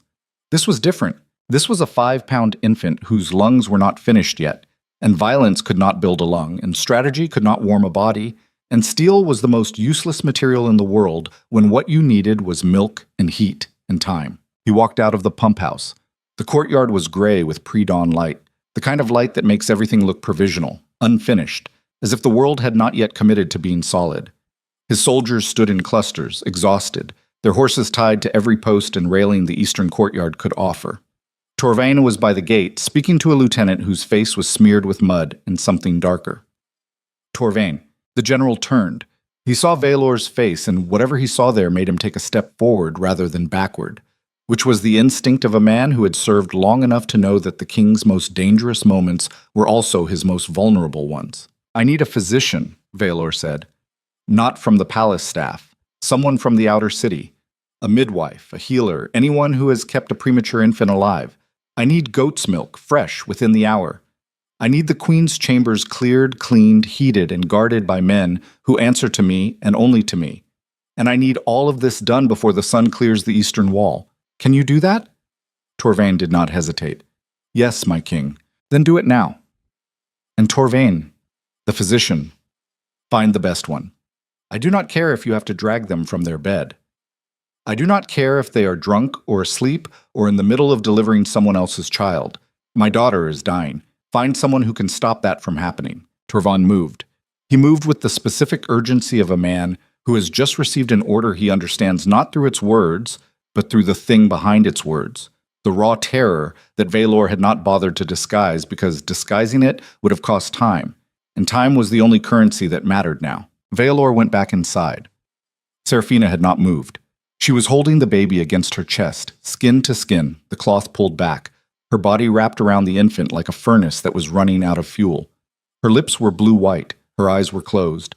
She was shivering, but the shivering was not from cold. It was from the sustained effort of producing heat for a body that could not produce its own, the metabolic cost of keeping another person alive through sheer biological will. He knelt beside her again. He removed his gauntlets. He removed his vambraces. He unbuckled the chest plate of his armor and let it fall to the floor with a clatter that made the baby flinch and then go still again. And the stillness was worse than the flinch, because the flinch was a reaction, and a reaction meant the nervous system was working, and stillness meant nothing or everything, and he could not tell which.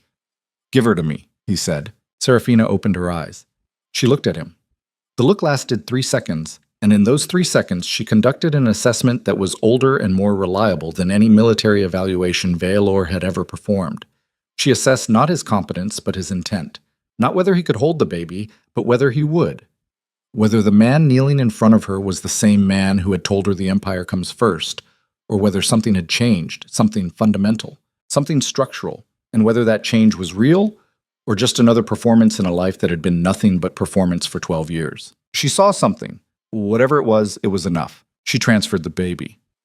The motion was slow, careful, the choreography of 2 people moving a fragile object between them with the understanding that a mistake was not an option because the margin for error was the width of a breath.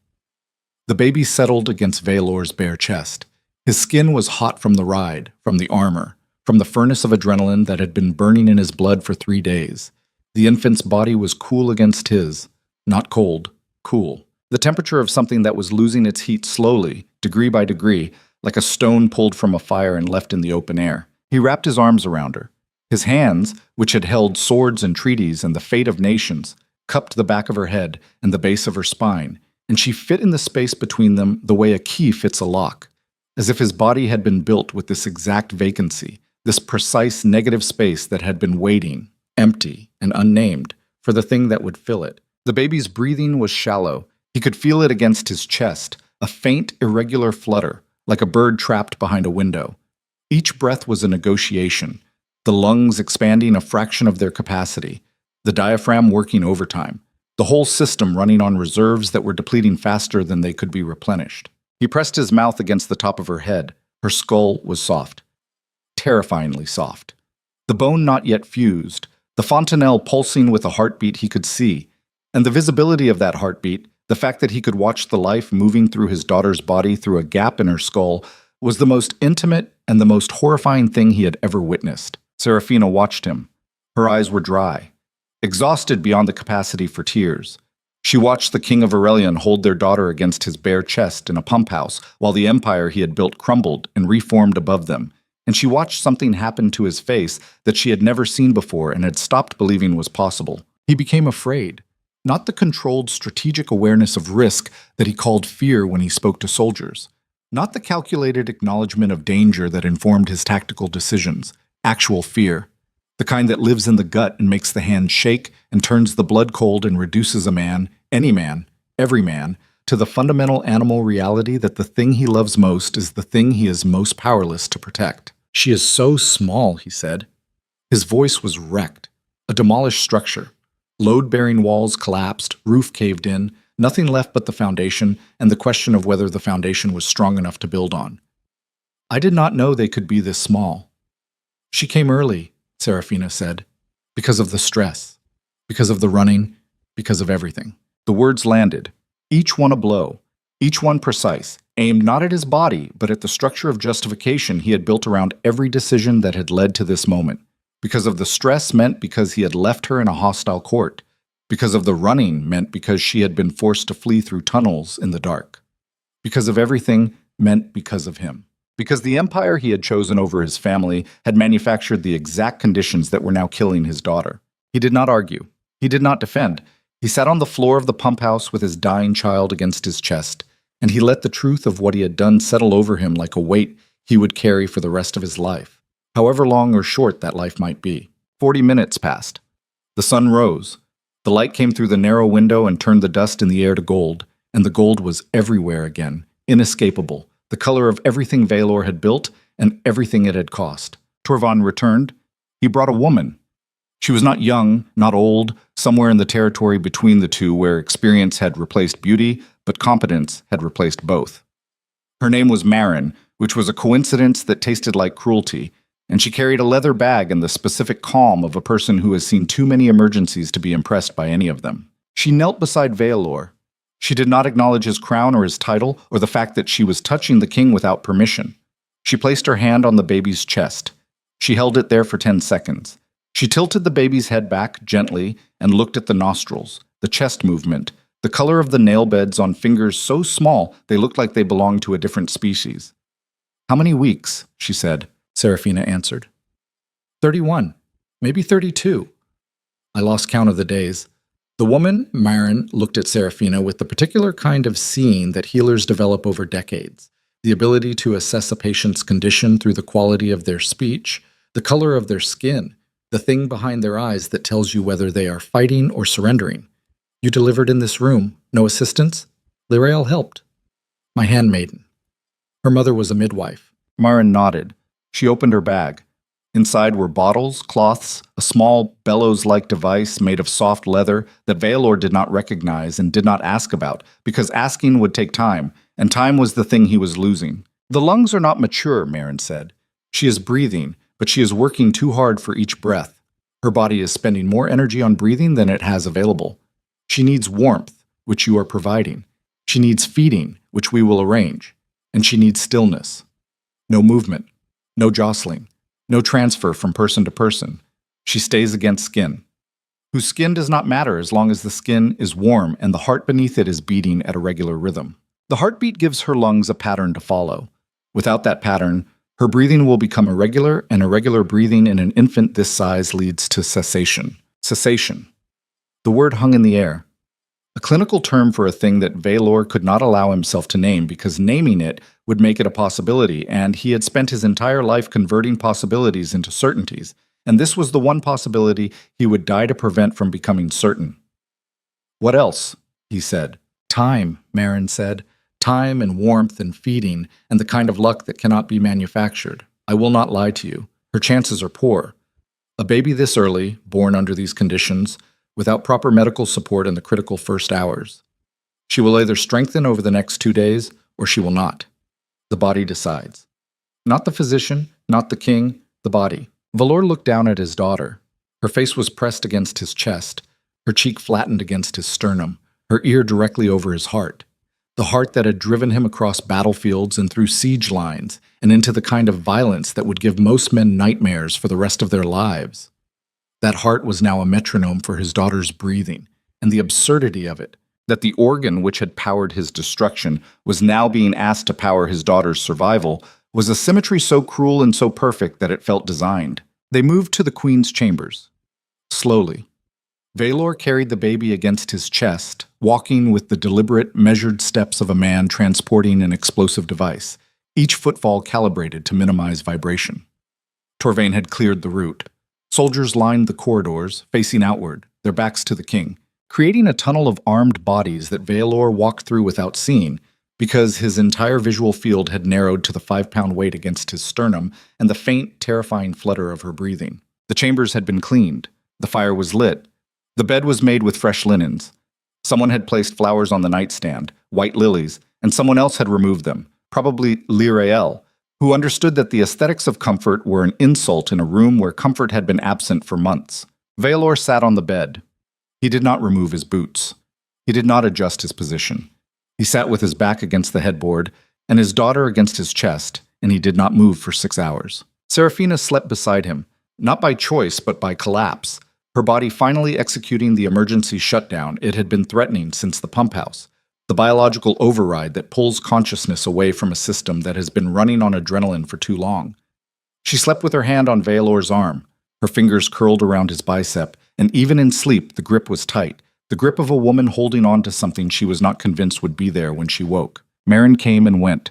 She checked the baby every hour. She showed Lyrael how to drip goat's milk into the infant's mouth with a cloth wick, a slow, patient process that required the milk to be warmed and the wick to be positioned precisely, and the baby to be willing to swallow. And willingness was not always present because the swallowing reflex in a premature infant is inconsistent, a neurological coin flip that could go either way with each attempt. Valor watched every feeding. He watched the milk travel along the cloth wick. He watched the baby's throat move. He counted the swallows. He counted the breaths between swallows. He counted everything because counting was the only form of control available to him, and control was the only language he had ever been fluent in. And now that language was failing him because the thing he was trying to control was not a kingdom or an army or a political rival, but a biological process that did not respond to authority. Torvain came to the door twice. The first time to report that Marin Duskwood and 11 council members were in the cells and that the palace was fully secured. Valor nodded. The second time to report that the northern front had stabilized and that Commandant Raylan was holding the ridge. Valor nodded again. The nods were identical, mechanically, the minimum acknowledgement required to dismiss a report, and Torvain understood that the king who had ridden 300 miles in 3 days to save his wife had been replaced by a father who was sitting in a room counting his daughter's breaths and could not be reached by anything that existed outside that room. Night came. The fire crackled. The baby breathed. Serafina woke, briefly, and found Valor exactly where she had left him, and the surprise in her eyes, the genuine, undisguised surprise that he was still there, was the most painful thing he had experienced in a life that was not short on pain. "You stayed," she said. "I am not leaving," he said. She looked at him. The firelight moved across his face, illuminating the scar, the stubble, the exhaustion carved into the skin beneath his eyes, like text engraved in stone. She looked at him and she did not see the king. She saw the man she had married, buried alive beneath 12 years of conquest and ambition and the compulsive accumulation of power, and she saw him struggling to the surface, clawing through the layers of everything he had built on top of himself, gasping, reaching, trying to remember how to exist without armor. She put her head on his shoulder, not forgiveness, not reconciliation, an acknowledgement that he was present, that his body was warm, that his heart was beating against their daughter's ear, and that those three things, presence and warmth and heartbeat, were enough for now. Enough to survive until morning. Enough to hold the world together for one more night. The second day was worse. The baby's breathing changed. Not dramatically, not the sudden crisis that Valor had been bracing for, but a subtle shift in rhythm, a lengthening of the pause between inhale and exhale that Marin noticed and Valor felt against his skin before anyone spoke. "She is tiring," Marin said. "Her body is spending energy it does not have. The feeding is not keeping pace with the expenditure." Serafina sat up. "What does that mean?" "It means the next 12 hours will determine the outcome. If her body can find a rhythm, if the feeding improves, if the warmth is sufficient, she may stabilize. If not..." Marin did not finish the sentence. She did not need to. The unfinished sentence was louder than any completed one could have been. Valor looked at his daughter's face. Her eyes were closed. They had been closed for most of the past 24 hours, opening only briefly during feedings, and even then, the gaze was unfocused, distant, the eyes of a consciousness that had not yet decided whether to commit to the world it had been born into or retreat back to wherever it came from. He spoke to her, quietly. Not the voice of the king, not the voice of the general, the voice of a man who had nothing left to offer except words, and was discovering for the first time that words were the only thing that had ever mattered. "I know you are tired," he said. His mouth was close to her ear. His voice was a frequency that only she could hear, or that he wanted to believe only she could hear, because the words were not for anyone else, not for Serafina, not for Lyrael, not for the Empire. They were for the 5 pounds of struggling biology against his chest. "I know this is hard. I know the world is cold and loud and nothing like where you were, but I need you to stay. I am asking you to stay. I have never asked anyone for anything because asking is what people do when they are not strong enough to take. And I have always been strong enough to take. But I cannot take this. I cannot take you staying alive. I can only ask. And I am asking. Stay. Stay and I will be different. Stay and I will be the thing I should have been before you came. Stay and I will tear down every wall I ever built if it means you have room to breathe." The baby did not respond. Of course she did not respond. She was an infant less than 2 days old whose nervous system was still debating whether to continue functioning. But her breathing steadied. Fractionally. A slight evening of the rhythm, the pause between inhale and exhale shortening by a margin so small it might have been imagination and might have been the difference between everything and nothing. Serafina heard him. She was sitting 3 feet away and she heard every word, and the words did something to the internal architecture that had been collapsing since the night of the reception. The night she had asked him to dance and he had released her and walked away. The words did not repair the damage. Nothing could repair the damage. But they laid the first stone of something new, something that did not yet have a name, something built not on the rubble of what had been destroyed but beside it, adjacent to it, acknowledging the ruins while refusing to inhabit them. She moved closer. She had pressed her body against his side. Her hand found the baby's back, and now the infant was sandwiched between them, held by 2 bodies, warmed by 2 hearts, enclosed in a space that was neither the king's nor the queen's, but something shared, something that required both of them to exist.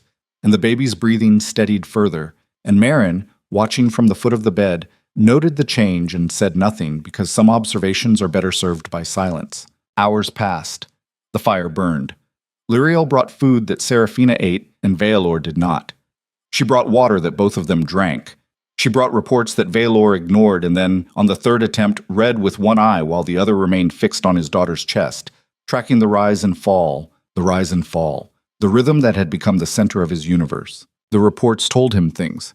Marin Duskwood had broken under interrogation, not physically. Valor had not ordered physical interrogation because the order would have required him to leave the room, and leaving the room was not something he was willing to do. Marin had broken under the simpler pressure of reality, the reality that his plan had failed and his allies had been captured, and the king he had betrayed was sitting 3 floors above him, holding the child whose birth he had tried to prevent, and the weight of those facts had compressed Marin's composure until the truth leaked out like oil from a cracked vessel. The conspiracy was larger than Valor had imagined. The Northern Rebellion was funded by Council gold. The bridge at Ashenmere had been destroyed by men paid from the palace treasury. The assassination of the garrison commander was ordered by Lord Theron Vask, the Council's intelligence chief, a man who had sat across from Valor at 100 meetings and smiled with teeth that were, apparently, sharper than anyone had realized. The goal was not to kill Serafina. The goal was to isolate her, weaken her, ensure that the birth occurred under conditions controlled by the Council, and use the child, alive or dead, as leverage to install a regency that would reduce the king to a figurehead. If the child lived, they would control its upbringing.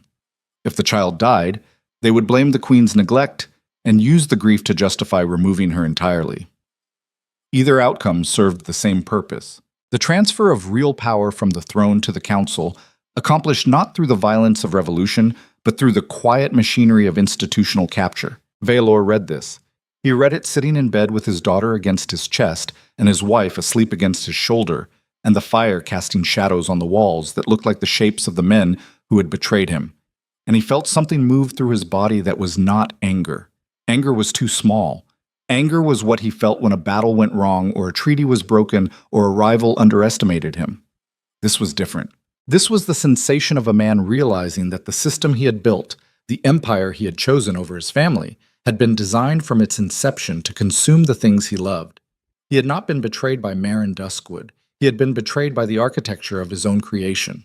The walls he built to keep enemies out had become the walls that kept his family trapped inside, and the men he empowered to maintain those walls had used them as the scaffolding of their own ambition. The empire was a machine, and machines do not love, and he had fed his family into the machine because he was the only one who could not see that the machine had teeth. He set the report down. He looked at the ceiling. The stone was old, cracked, patched with mortar that was newer than the stone but old enough to have its own cracks. And the pattern of those cracks was the pattern of everything. Layers of repair built on layers of damage, each generation fixing what the last one broke and breaking new things in the process. Torvain came at midnight. The general stood in the doorway with the particular posture of a man who has news that cannot wait but wishes it could. "The council members," Torvain said, "they are requesting an audience. They claim they can offer information that will prevent further rebellion if granted clemency." Valor did not look away from the ceiling. How many of them knew about the bridge? All of them, my king. Duskwood's testimony implicates the entire inner council. And Thesara? The name came out flat, mechanical. The sound of a man pronouncing a word that used to carry weight and now carried only the residue of a mistake he could not unmake. Torvain shifted. Lady Morvain has been confined to her chambers. She claims she had no knowledge of the conspiracy. She claims her appointment as envoy was purely diplomatic. And you believe her? Torvain paused. I believe that belief is irrelevant, my king. What matters is evidence, and the evidence is being compiled. But I will say this. Marin Duskwood named her, not as a conspirator, but as a tool. He said she was placed near you deliberately to distract your attention from the court, to occupy the space that the queen should have occupied, so that the queen's isolation would appear natural rather than engineered. The words settled into the room like dust after a demolition. Vialor absorbed them the way his body absorbed blows, with a tightening of the core and a redistribution of weight, and the immediate automatic assessment of how much structural damage had been sustained and whether the structure could continue standing. Thesara was a distraction. The thought was simple. The implications were not. He had been drawn to her, not because of desire, not because of any particular quality she possessed, but because she was easy. She was easy the way the Empire was easy, a surface that reflected back the version of himself he wanted to see, powerful, desired, in control, without the complication of a woman who saw through the surface to the fractures beneath. Seraphina saw the fractures. Seraphina had always seen the fractures, and instead of admiring his armor, she had put her fingers in the gaps and asked what was underneath, and he had flinched away from her because the answer to what was underneath was a man who was afraid. And afraid was the one thing the king of Verelion could not afford to be. So he had turned to Thesara, who never asked what was underneath because she did not care, and the not caring had felt like relief, and the relief had felt like desire. And the desire had justified the distance, and the distance had nearly killed his wife and was currently killing his daughter. He closed his eyes. The baby breathed against his chest. In, out, each breath a tiny act of defiance against a world that had not prepared a place for her. Deny the audience, he said. No clemency, no negotiation. Every council member involved in the conspiracy will face trial, not a court trial. I will hear the evidence myself. I will look into their faces, and I will deliver judgment, every single one of them.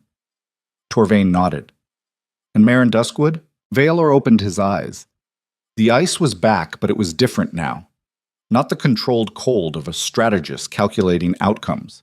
The focused cold of something more primal, The temperature of a man who has located the thing responsible for threatening his child and is now operating on an imperative that predates law and politics and the concept of proportional response. Marin Duskwood tried to kill my daughter, Violor said. Not with a blade, not with poison. He did it by inches. He did it by removing her physician and replacing her guard and sealing her correspondence and making her a prisoner in the one place she should have been safe.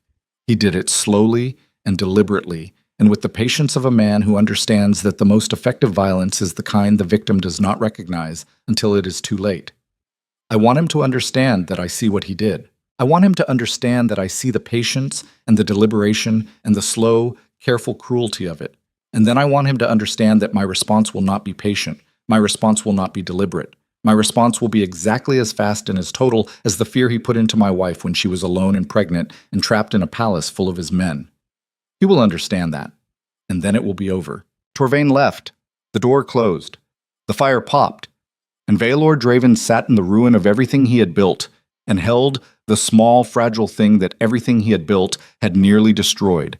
And he breathed with her, matching his rhythm to hers, slowing his heart to pace hers.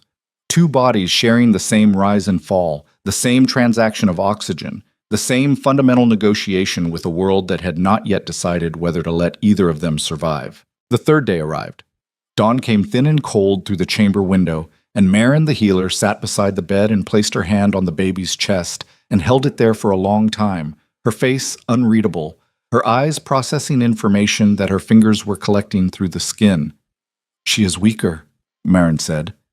Seraphina made a sound. Not a word. A sound from a place below language, the place where mothers store the responses to things that should not be happening. Her breathing has not stabilized. The feeding is insufficient. She is losing ground. I have seen infants recover from this point, but I will not lie to you and tell you that recovery is the most common outcome, because it is not. The most common outcome is that the body decides the cost of continuing is too high, and it stops. It does not ask permission. It does not give warning. It stops. Bafilor's arms tightened around his daughter. The tightening was involuntary, a reflex, the same reflex that made his hand go to his sword when he heard a sound in the dark. Except the threat was not in the dark. The threat was inside the 5-pound body he was holding, a threat he could not fight because it was not an enemy, but an absence, a deficit, a gap between what her body needed and what the world had given her. "There must be something," he said. "Something else. Some treatment, some medicine, some—" Marin looked at him. She looked at him the way she probably looked at every father who asked this question, with the compassion of a woman who understood that the question was not really a question, but a refusal. The refusal to accept that the world contained problems that could not be solved by wanting them solved badly enough. "There is one thing," she said. She paused. "It is not medicine. It is not treatment. It is simply the truth that premature infants sometimes respond to sustained physical contact in ways that cannot be explained by biology alone. The heartbeat, the warmth, the pressure. Something about being held tells the body that it is not alone, and sometimes the body that believes it is not alone fights harder than the body that believes it is. I do not know why. I have seen it work, and I have seen it fail. But it is the one thing you can give her that I cannot provide from a bag." Vaelor did not speak. He did not need to. He shifted his position, pressing the baby closer, adjusting her head so that her ear was directly over his heart, and he began to breathe deliberately, deeply, slowly, each inhale expanding his chest and pressing against her body, and each exhale settling her weight more firmly against him, and the rhythm became a communication, a message transmitted through skin and muscle and bone, a message that said, "I am here. I am here. I am not leaving. Not for the empire, not for the throne, not for any kingdom on this earth. I am here, and I will stay here until you decide whether to live or die. And if you decide to die, I will be the last warm thing you know." Seraphina watched him. She watched the king of Varelion, the man who had conquered 11 kingdoms, hold a 5-pound baby against his bare chest and breathe for her, and the watching broke something open inside Seraphina that she had been keeping sealed, a reservoir of feeling that she had dammed up because feeling it would have incapacitated her.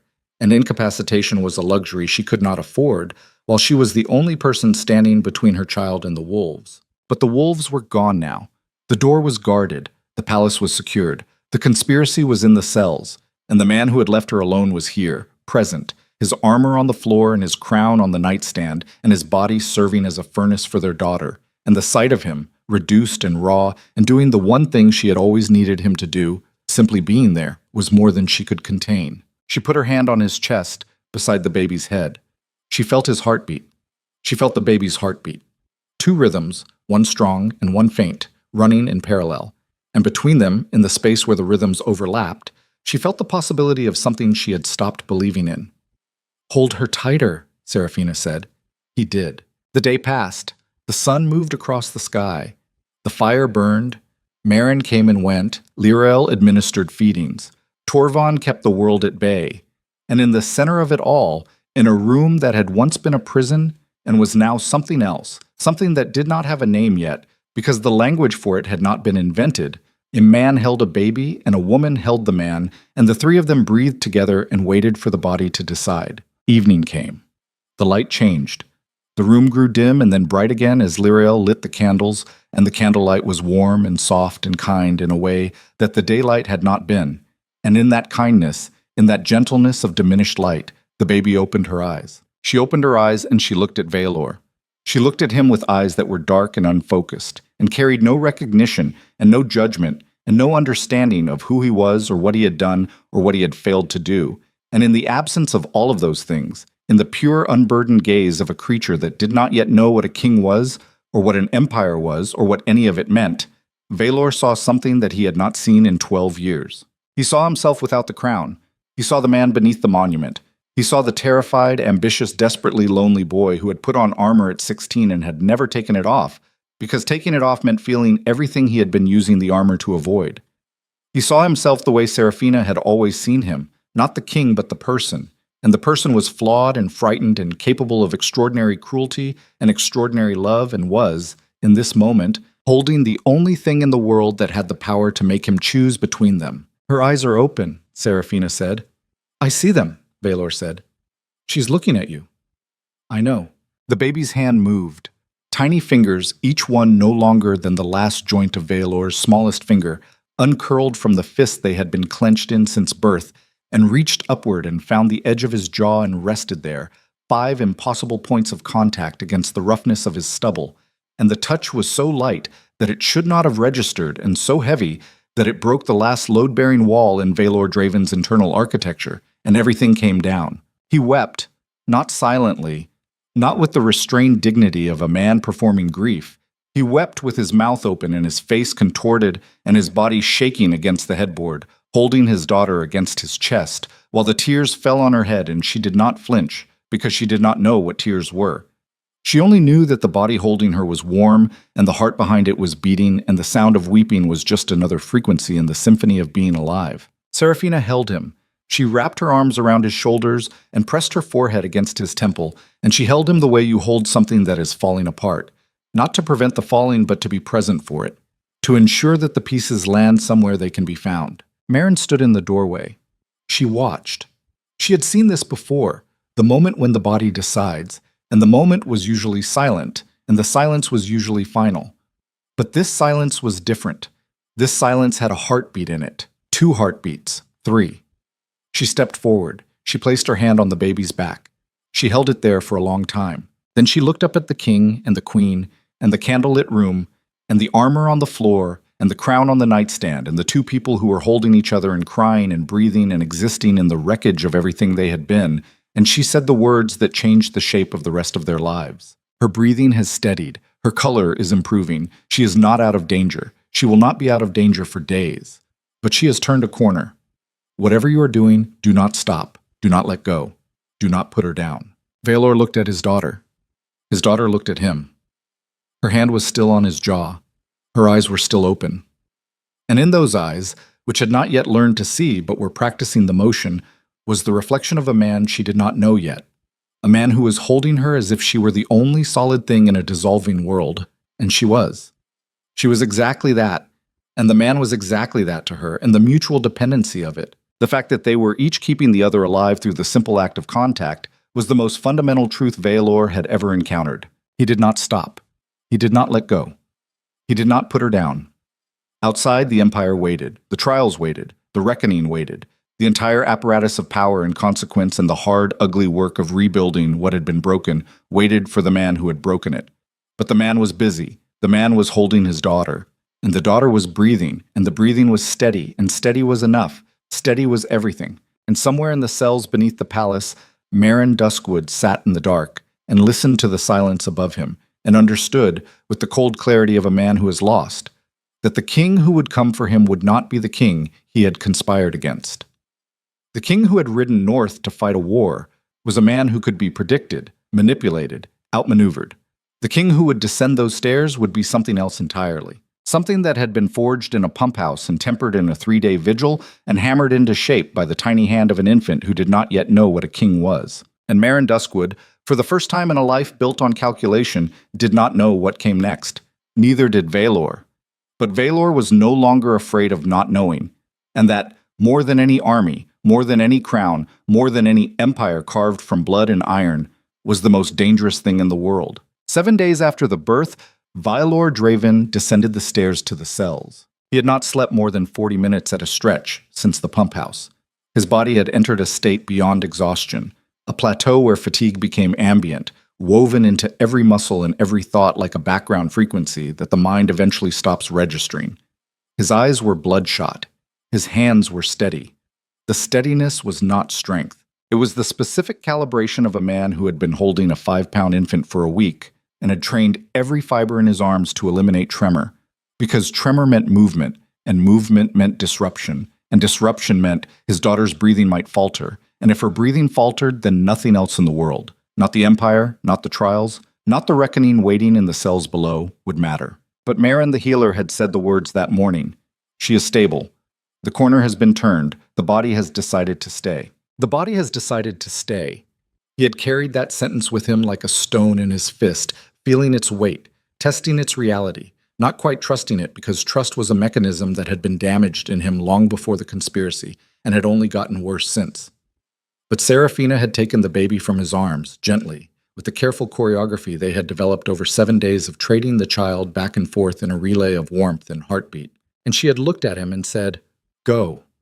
Do what needs to be done. I have her." And he had gone. Down the corridors, past the guards who straightened as he passed, past the portrait gallery where the Draven kings watched from their frames with the same dead eyes they had always had, except now those eyes looked different to him. Not powerful, not regal, empty. The eyes of men who had confused legacy with living and had left behind paintings instead of people. The cells were beneath the east tower.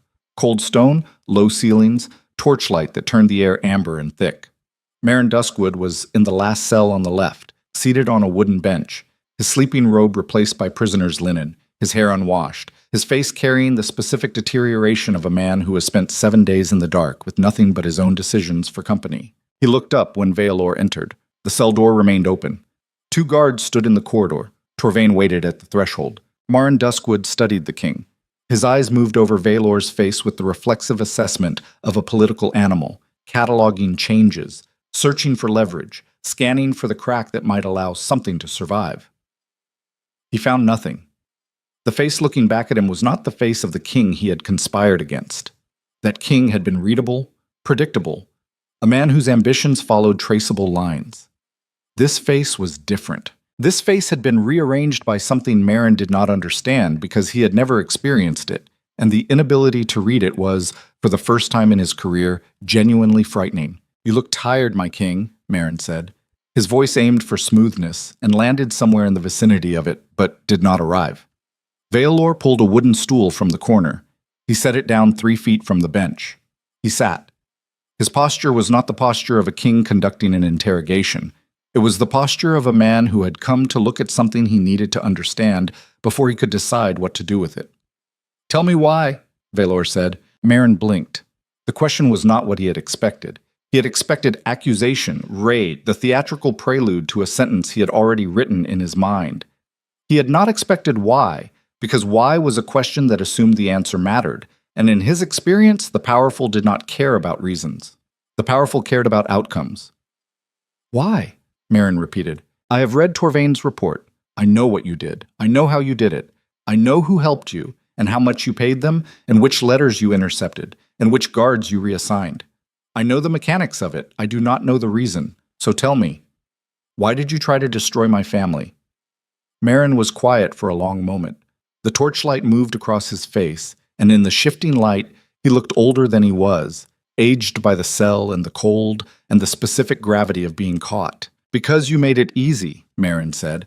Valor's jaw tightened, but he did not speak. You left, Marin continued. You always left. You left your wife alone in a court that you built to reward ambition and punish weakness. And then you were surprised when the ambitious people in that court identified the weakest target and moved against her. You gave me the council. You gave me the treasury. You gave me access to every mechanism of power in this palace. And then you rode north to fight a war that I funded with your own gold. And you left your pregnant wife behind with nothing but a handmaiden and a title that means exactly as much as the force backing it, which was none. Because the force was 300 miles away standing in mud. He leaned forward. His voice dropped, not to a whisper, but to the register of a man delivering a truth he had been carrying for years. You want to know why, my king? Because you are a conqueror who forgot that the thing about conquering is that someone has to hold what you have taken. And you never held anything. You took and you moved on. You took kingdoms and you moved on to the next one. You took a wife and you moved on to a noblewoman who required less maintenance. You took a throne and you moved on to a war. And every time you moved on, you left a vacuum, and I am what fills vacuums. That is not a confession. That is an observation. You built an empire that rewards men like me, and then you are outraged when men like me do exactly what the empire incentivized us to do. The silence that followed was not empty. It was loaded. Dense with the weight of a truth that Valor recognized not because it was new, but because he had been carrying it himself, in a different form, for 7 days. The knowledge that the conspiracy was not an aberration, but a product. That Marin Duskwood was not a flaw in the system, but the system's most successful output. That the Empire had manufactured its own betrayal the way a body manufactures its own disease, from the inside, using its own materials, following its own logic to its own terminal conclusion. You are right, Valor said. Marin's expression shifted. A fracture in the mask. He had not expected agreement. You are right that I built this. You are right that I left. You are right that the empire I created rewarded men like you and punished people like Serafina. Every word of that is accurate, and none of it changes what happens next. He stood. He looked down at Marin Duskwood, and the looking was not the looking of a king at a traitor, but the looking of a man at a mirror, a distorted mirror, a mirror that showed him the version of himself he would have become if he had been born with less power and more patience. You will face trial, Valor said. Public trial. Every lord and lady in Varelion will hear what you did and why you did it. Not because I want them to see your punishment, because I want them to see my failure. I want them to understand that the king who left his wife unprotected is as responsible as the councilman who exploited that absence. And when the trial is over, you will be exiled, not executed. Execution would make you a martyr, and martyrs are more dangerous than traitors, because martyrs do not need to eat or sleep or make mistakes. You will be sent to the outer provinces with nothing, no title, no gold, no name. You will live the rest of your life as the thing you were most afraid of becoming. Ordinary. Marin's face went white, not with fear of death, but with the specific horror of a man who has just been shown a punishment precisely calibrated to the thing he values most. Death was an ending. Obscurity was a sentence. Valor walked to the door. He stopped. One more thing, he said without turning. My daughter is alive. She is breathing on her own. She weighs 5 pounds, and she has her mother's eyes. And she was born in a pump house because of what you did. I want you to carry that. I want it to be the first thing you think of every morning in whatever forgotten village you end up in. Not because I believe you are capable of guilt, but because I want the absence of guilt to be your punishment too. I want you to know that a normal man would feel something, and you do not. And that emptiness is the thing that made you useful, and the thing that will make you alone for the rest of your life. He left. The cell door closed, the lock turned, and Marin Duskwood sat in the dark and felt, for the first time, the precise weight of the emptiness the king had described, and the weight was heavier than he had imagined because he had never bothered to lift it before. The trials took 3 weeks. Valor presided over each one personally, seated not on the throne, but on a wooden chair placed at floor level, the same height as the accused, the same height as the witnesses, the same height as every person in the room. The throne remained empty at the far end of the hall, visible, conspicuous in its vacancy. a reminder that the man who used to occupy it had chosen to come down from it. He spoke plainly. He presented evidence without embellishment. He allowed the accused to speak. And when they spoke, he listened, not with the performative attention of a ruler dispensing justice, but with the genuine focus of a man trying to understand the system he had created by examining its worst products. Lord Theron Vask, the intelligence chief who had ordered the garrison commander's assassination, stood before the court with the rigid posture of a man who believed his rank entitled him to a dignified proceeding. Vialor gave him one. A thorough, meticulous, exhaustive proceeding in which every document was read, every witness heard, every decision traced back to its origin. The dignity was in the completeness. The punishment was in the exposure. By the time the trial ended, Theron Vask was not a powerful man who had made a controversial decision. He was a small man whose smallness had been made visible to every person in the kingdom, and the visibility was worse than any blade, because blades only cut the body, and visibility cuts the story a man tells himself about who he is. 11 council members were tried. 9 were exiled. 2, whose involvement was limited to passive knowledge rather than active participation, were stripped of title and land and released into the outer provinces with enough gold to survive but not enough to matter. The distribution of punishment was not generous or lenient. It was precise. Each sentence was calibrated to the specific nature of the betrayal, and the calibration itself was the message. The king who had returned from the pump house was a man who paid attention to detail, and the details he paid attention to had shifted from the strategic to the personal. The Sara Morvain was not tried. She was summoned. She came to the queen's chambers on the 14th day. She came because Serafina asked her to come, and the asking was not a request, but an instruction delivered through Lyriel with the quiet authority of a woman who had delivered a child in a pump house and survived a conspiracy, and was no longer interested in the decorative protocols of court life. The Sara entered. She was still beautiful. The copper hair, the careful posture, the face that belonged on currency. But the beauty had acquired a quality it did not possess before, a transparency, as if the events of the past 3 weeks had thinned the surface enough to see what was underneath, and what was underneath was not malice. It was compliance. The specific, practiced compliance of a woman who had learned that beauty was a commodity, and commodities are traded by the people who own them, not the people who are them. Serafina was sitting by the window. The baby was in a cradle beside her, sleeping, wrapped in proper linen now, warm, breathing the steady rhythm that Marin the healer had pronounced satisfactory that morning. Valor was not in the room. Serafina had asked him not to be. This conversation was not for him. "Sit," Serafina said. The Sara sat. Her hands were folded in her lap. Her eyes were on the floor. The submission was total, and its totality was itself a kind of performance, and Serafina saw through it the way she saw through everything now, because the pump house had burned away the last layer of willingness to accept surfaces as truth. "I'm not going to punish you," Serafina said. The Sara looked up. The surprise was genuine, the first genuine expression Serafina had seen on her face. "I'm not going to punish you because punishment implies that you had power, and you did not. You were placed near my husband by men who understood that a beautiful woman in proximity to an ambitious man is not a relationship but a weapon, and weapons do not choose their targets. You were aimed. Marin Duskwood aimed you. And my husband, who should have been smarter than to mistake a weapon for a companion, was not smarter, because intelligence and wisdom are different instruments, and he has always had more of the former than the latter." She paused. The baby stirred in the cradle. A small sound, a murmur, the unconscious commentary of an infant processing a world that was still mostly texture and temperature and the occasional intrusion of light. "But I need you to leave," Serafina said. "Not the kingdom. Not even the city. Just the palace. I need you to go somewhere that is not here, because every time I look at you, I see the months I spent alone in this room while my husband spent his evenings in your company, and I am trying to forgive him for that, and your presence makes the forgiveness harder. That is not your fault. That is the architecture of a situation none of us chose, but the architecture is what it is, and I am the one who has to live in it, and I am asking you, as one woman to another, to give me the space to rebuild it without a reminder of what knocked it down." The Sara was quiet. Something moved behind her eyes, something that the compliance and the beauty and the years of being traded between powerful men had not quite managed to kill. Something that looked, from a certain angle, like relief. "I did not hate you," the Sara said. Her voice was different, smaller, stripped of the modulation that court life required.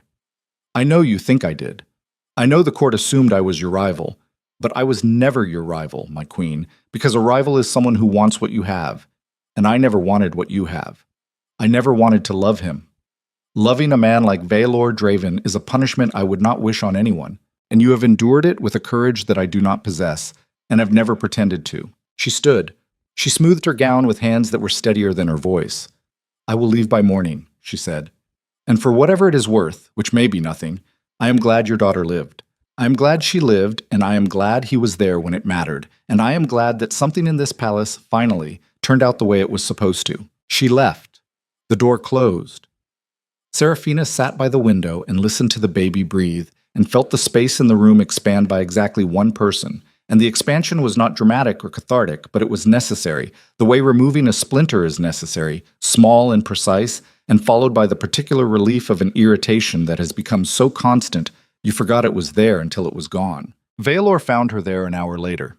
He stood in the doorway the way he had taken to standing in doorways lately, not entering automatically but pausing, waiting, as if the room required an invitation that had not always been extended and that he was no longer arrogant enough to assume.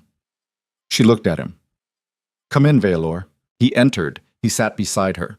The window overlooked the valley where his army had departed 3 weeks ago, and where, now, farmers were plowing fields that had been trampled by cavalry horses, turning the scarred earth over, burying the hoofprints under fresh soil.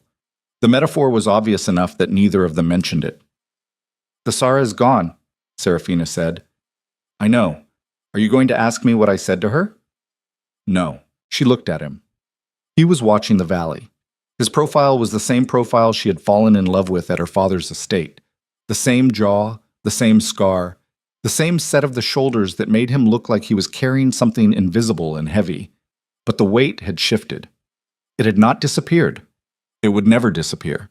But it had redistributed itself from the external to the internal, from the weight of an empire on his shoulders to the weight of knowledge in his chest. And the knowledge was this, that he had almost lost everything. And the almost was not a near miss, but a direct hit that had simply failed to kill. And the failure was not his doing, but the doing of a handmaiden and a farrier and a healer and a woman who had swung a candlestick in the dark. And if those people had not existed, if the world had been even slightly less generous with its accidental heroes, then the baby sleeping in the cradle would not be sleeping, and the woman sitting beside him would not be sitting, and the man he was becoming would have died in the pump house along with everything he had failed to protect. I am going to change the council, he said. Not replace it, change it, the structure, the way power flows through it, the way it can accumulate in the hands of a few men while the rest of the kingdom starves for representation. I'm going to break it apart and rebuild it with checks that I should have built in from the beginning, oversight that does not depend on my presence, because I cannot always be present, and the system has to function when I am not. Seraphina listened. She did not respond immediately. She had learned over 3 years, and particularly over the last 3 weeks, that the space between a man's intention and his execution was where most promises went to die, and she was no longer willing to celebrate intentions. That is a start, she said. He looked at her. The looking was direct, unguarded, the look of a man who has removed his armor and is standing in the cold and is not pretending the cold does not exist. I know it is only a start, he said. I know that structural reform does not fix what I did to you. I know that changing the council does not change the fact that I told you the empire comes first. I know that the man who said those words is the same man sitting here now, and that trust, once broken, does not repair on schedule. I am not asking you to trust me. I am not asking you to forgive me. I am asking you to let me be here, in this room, beside you, doing the work, for as long as it takes, even if it takes the rest of my life, even if the rest of my life is not enough. The baby made a sound. Both of them turned. The small face in the cradle scrunched, relaxed, scrunched again, and then settled into the expression of profound disinterest that infants adopt when the world has failed to offer them anything worth waking for. Seraphina reached into the cradle and adjusted the blanket. Her hand lingered on the baby's chest, feeling the heartbeat, the respiration, the warmth, the ongoing miracle of a body that had decided to stay. She does not have a name yet, Seraphina said. I know. I was waiting for you to be here. The sentence landed. 5 words that contained 3 weeks of loneliness and 7 months of isolation and 3 years of a marriage that had been starving while the empire feasted, and underneath all of that, the stubborn, inexplicable, completely irrational decision to wait. She had waited for him. despite everything. Despite the abandonment, and the noblewoman and the empire comes first, and the cold beds and the sealed letters, and the wolves inside the walls. She had waited because some part of her, some deep and unreasonable and fundamentally human part, had refused to give up on the possibility that the man she married was still alive somewhere inside the king she had lost him to. Vialor looked at his daughter. He looked at her for a long time, and when he spoke, his voice was the voice she remembered from their wedding night, the voice that had said things he had later broken and was now, slowly, clumsily, with the awkwardness of a man relearning a language he had forgotten, trying to say again. "Alara," he said. "Her name is Alara." Serafina tested the word. Alara. It sat in her mouth like a small, warm stone. Alara. What does it mean? It does not mean anything, he said. It is just a sound. But it is a sound that has no history, no political weight, no dynastic obligation. It is just a name. Her name. Not a legacy. Not a title. Just who she is. Serafina looked at him. And in the looking, something shifted. Not the dramatic shift of forgiveness or reconciliation. Something smaller. Something more honest. A willingness to believe that the next step might be different from the last one. Not a guarantee. Not a promise. Just a willingness. And willingness, in a marriage that had been through what theirs had been through, was not a small thing. It was the entire thing. It was the foundation on which everything else would either be built or not built. And the building would take years, and some of it would fail, and some of it would hold. And the only way to find out which was to start. Alara, she said again. And this time she was not testing the word. She was accepting it, placing it on the small sleeping face in the cradle like a first gift, a gift that cost nothing and meant everything because it was given by both of them together, the first thing they had agreed on in months. And the agreement was not about politics or power or the distribution of resources across a continent. It was about a name, a 6-letter word for a 6-pound girl who had been born in a pump house and had almost died in a candlelit room and was now sleeping in a cradle by a window that overlooked a valley where the earth was being turned and the hoof prints were being buried and the world was beginning tentatively to grow again. Months passed. The council was restructured. Valor dissolved the inner circle and replaced it with a body of 12 representatives drawn from the provinces, the guilds, and the military, each serving a limited term, each subject to review, each operating under a charter that distributed authority laterally rather than vertically. The charter was not perfect. It was a first attempt by a man who had spent 12 years consolidating power and was now, with the uncomfortable clumsiness of a predator, learning to eat with its hands instead of its teeth, trying to distribute it. There were arguments, there were compromises. There were moments when Valor's instinct to command collided with the charter's requirement to consult, and the collision produced friction, and the friction produced heat, and the heat was uncomfortable, and the discomfort was necessary because comfort was the soil in which corruption grew, and he had grown enough corruption to last a lifetime. He stopped riding to the front of the column. He stopped leading charges. He stopped being the first man through the gate and the last man off the field because those gestures, which had once felt like courage, now felt like what they actually were. The habits of a man who was more comfortable facing death than facing the people who depended on him to live. He came home. Every evening. He walked into the Queen's chambers, which were now their chambers, and he picked up Alara and held her, and the holding was not a performance or a duty, but a need, the specific physical need of a man who had discovered that the only thing more terrifying than losing control was loving something that could be lost and choosing to love it anyway. Serafina watched him change the way you watch a season change, not through any single dramatic event, but through the accumulation of small shifts that gradually alter the landscape. He was not a different man. She did not want a different man. She wanted the man she had married to stop hiding inside the king, and slowly, painfully, with setbacks and regressions and the occasional relapse into the cold authority that had been his default setting for a decade. That was what was happening. She did not forgive him all at once. Forgiveness, she discovered, was not a moment but a practice. A daily decision to set down the weight of what had happened and pick up instead the possibility of what might happen next. Some days the weight was light, and the possibility was bright, and the practice was easy. Some days the weight was crushing, and the possibility was dim, and the practice was the hardest thing she had ever done. Harder than the pump house, harder than the tunnels, harder than the night someone tried her door. Because the pump house and the tunnels and the night at the door were events that happened to her, and forgiveness was something she had to do, actively, with her whole self, every single day. and the effort was exhausting and the reward was uncertain, and the only reason she continued was that the alternative was worse. The alternative was staying in the room where the marriage died, and she had spent enough time in that room. A year passed. Elara grew. She grew the way premature babies grow, in fits and starts, lagging behind the milestones and then suddenly leaping ahead, her body catching up to itself in bursts of development that left her irritable and hungry and delighted in unpredictable rotation. She crawled at 10 months. She walked at 14.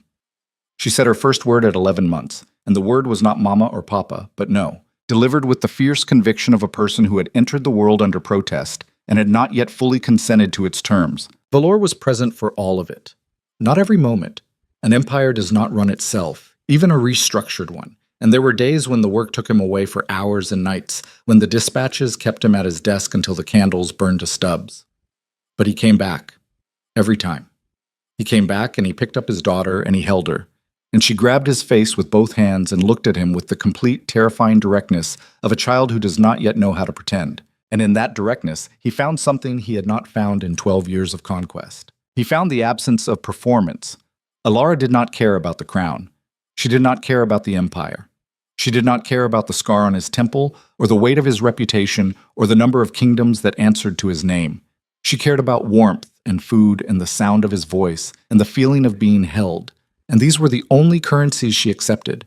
And they were the only currencies that had ever been worth anything. And the fact that it had taken him 37 years and a near catastrophe to learn this was a humiliation he carried with a gratitude he had not known he was capable of. On the anniversary of Elara's birth, Vialor went to the pump house. He went alone. The building had not been repurposed. It stood at the edge of the eastern courtyard, small and gray and unremarkable, the kind of structure you walked past 1,000 times without seeing. He opened the door. The bench was still there. The stove was still there.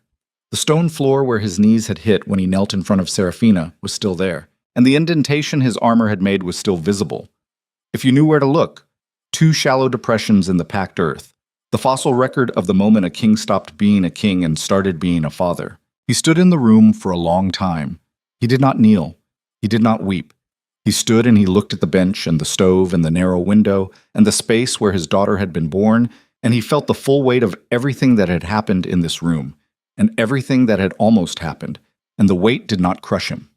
It settled. It found a place inside him, a permanent residence, and it would live there for the rest of his life, not as a burden, but as ballast, the thing that kept him from drifting back to the man he used to be. He left the pump house. He walked across the courtyard. The sun was low, casting long shadows across the flagstones, and his shadow walked ahead of him, stretched and distorted by the angle of the light, the shadow of a man who was taller than he actually was, and he looked at the shadow and thought, that is who I used to be. The elongated version, the distorted version, the version that was larger than life because life at actual size was too frightening. He walked into the palace. He climbed the stairs. He opened the door to their chambers and found Serafina sitting on the floor with Elara, who was surrounded by wooden blocks she had arranged in a pattern that made sense only to her, a pattern that involved stacking 3 blocks vertically and then knocking them down with her fist, and then laughing with the full-body delight of a person who has discovered the fundamental pleasure of building something and destroying it and building it again. Serafina looked up. She saw his face.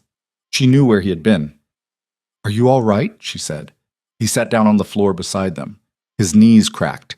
His back protested. He was 37 years old and he felt 60.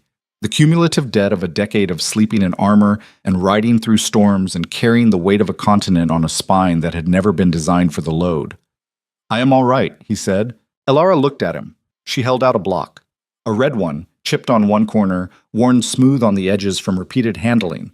She held it out with the imperious generosity of a 1-year-old who has decided to share and expects the sharing to be received with appropriate gravity. He took the block. He placed it on top of her stack. She knocked it down. She laughed. He rebuilt the stack. She knocked it down again. The cycle repeated 5 times, 6 times, 7, the oldest game in the world, the game of building and breaking and building again. And each iteration was exactly the same and completely new. And the newness was the point, the recognition that repetition is not stagnation but practice, and practice is how the broken thing learns to be whole. Serafina leaned against his shoulder. Her weight settled against him, familiar and warm and carrying the particular quality of a body that has decided to stay. Not the body of the baby this time. the body of the woman, the body that had been through the tunnels and the pump house and the loneliness and the recovery, and had arrived, not at forgiveness, not at the finish line, but at the place where the road continues and the walking is no longer done alone. He put his arm around her. She did not stiffen. She did not pull away. She leaned in, fractionally, the smallest possible increase in contact, and the smallness of it was the honesty of it. The admission that trust rebuilds in increments so tiny they are almost invisible. And the almost invisible is where all the real work happens. Elara knocked down the blocks. She looked at the scattered pieces on the floor. She looked at her father. She looked at her mother. And then she began to rebuild the stack, one block at a time, with the focused determination of a person who does not yet know that some things cannot be fixed, and therefore fixes everything. The sun went down. The room grew dim. The fire was lit. The candles were placed, and in the warm, quiet, imperfect space of a room that had once been a prison and was now, slowly becoming a home, the king of Verelion sat on the floor with wooden blocks and a daughter who had taught him more in 1 year than the Empire had taught him in 12. And he learned the lesson that every conqueror eventually learns or dies without learning. The lesson was not that power is bad. Power is a tool, and tools are neutral. And the neutrality of tools is what makes them dangerous in the hands of people who confuse the tool with the purpose. The lesson was not that love conquers all. Love does not conquer anything. Love is not a weapon. Love is the thing that remains when the weapons are put down, and its value is not in its strength but in its persistence, its stubborn refusal to disappear even when it has been neglected and starved and left alone in a palace full of wolves.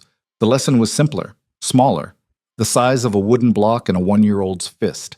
The lesson was that the man who holds the sword decides what the sword is for, and the man who puts the sword down decides what he is for, and the second decision is harder. And the second decision is the only one that matters. And the second decision is never made once. It is made every morning, every evening, every time the blocks are knocked down and the choice arises to rebuild or walk away. Valor Draven chose to rebuild, not because he was brave, not because he was wise, not because he had learned some grand cinematic truth about the nature of power and the fragility of love, because his daughter handed him a block, and he took it, and he placed it on the stack, and she knocked it down. And he did it again, and again, and again. And the stack never stayed standing, and he never stopped building, and that was enough. That was everything.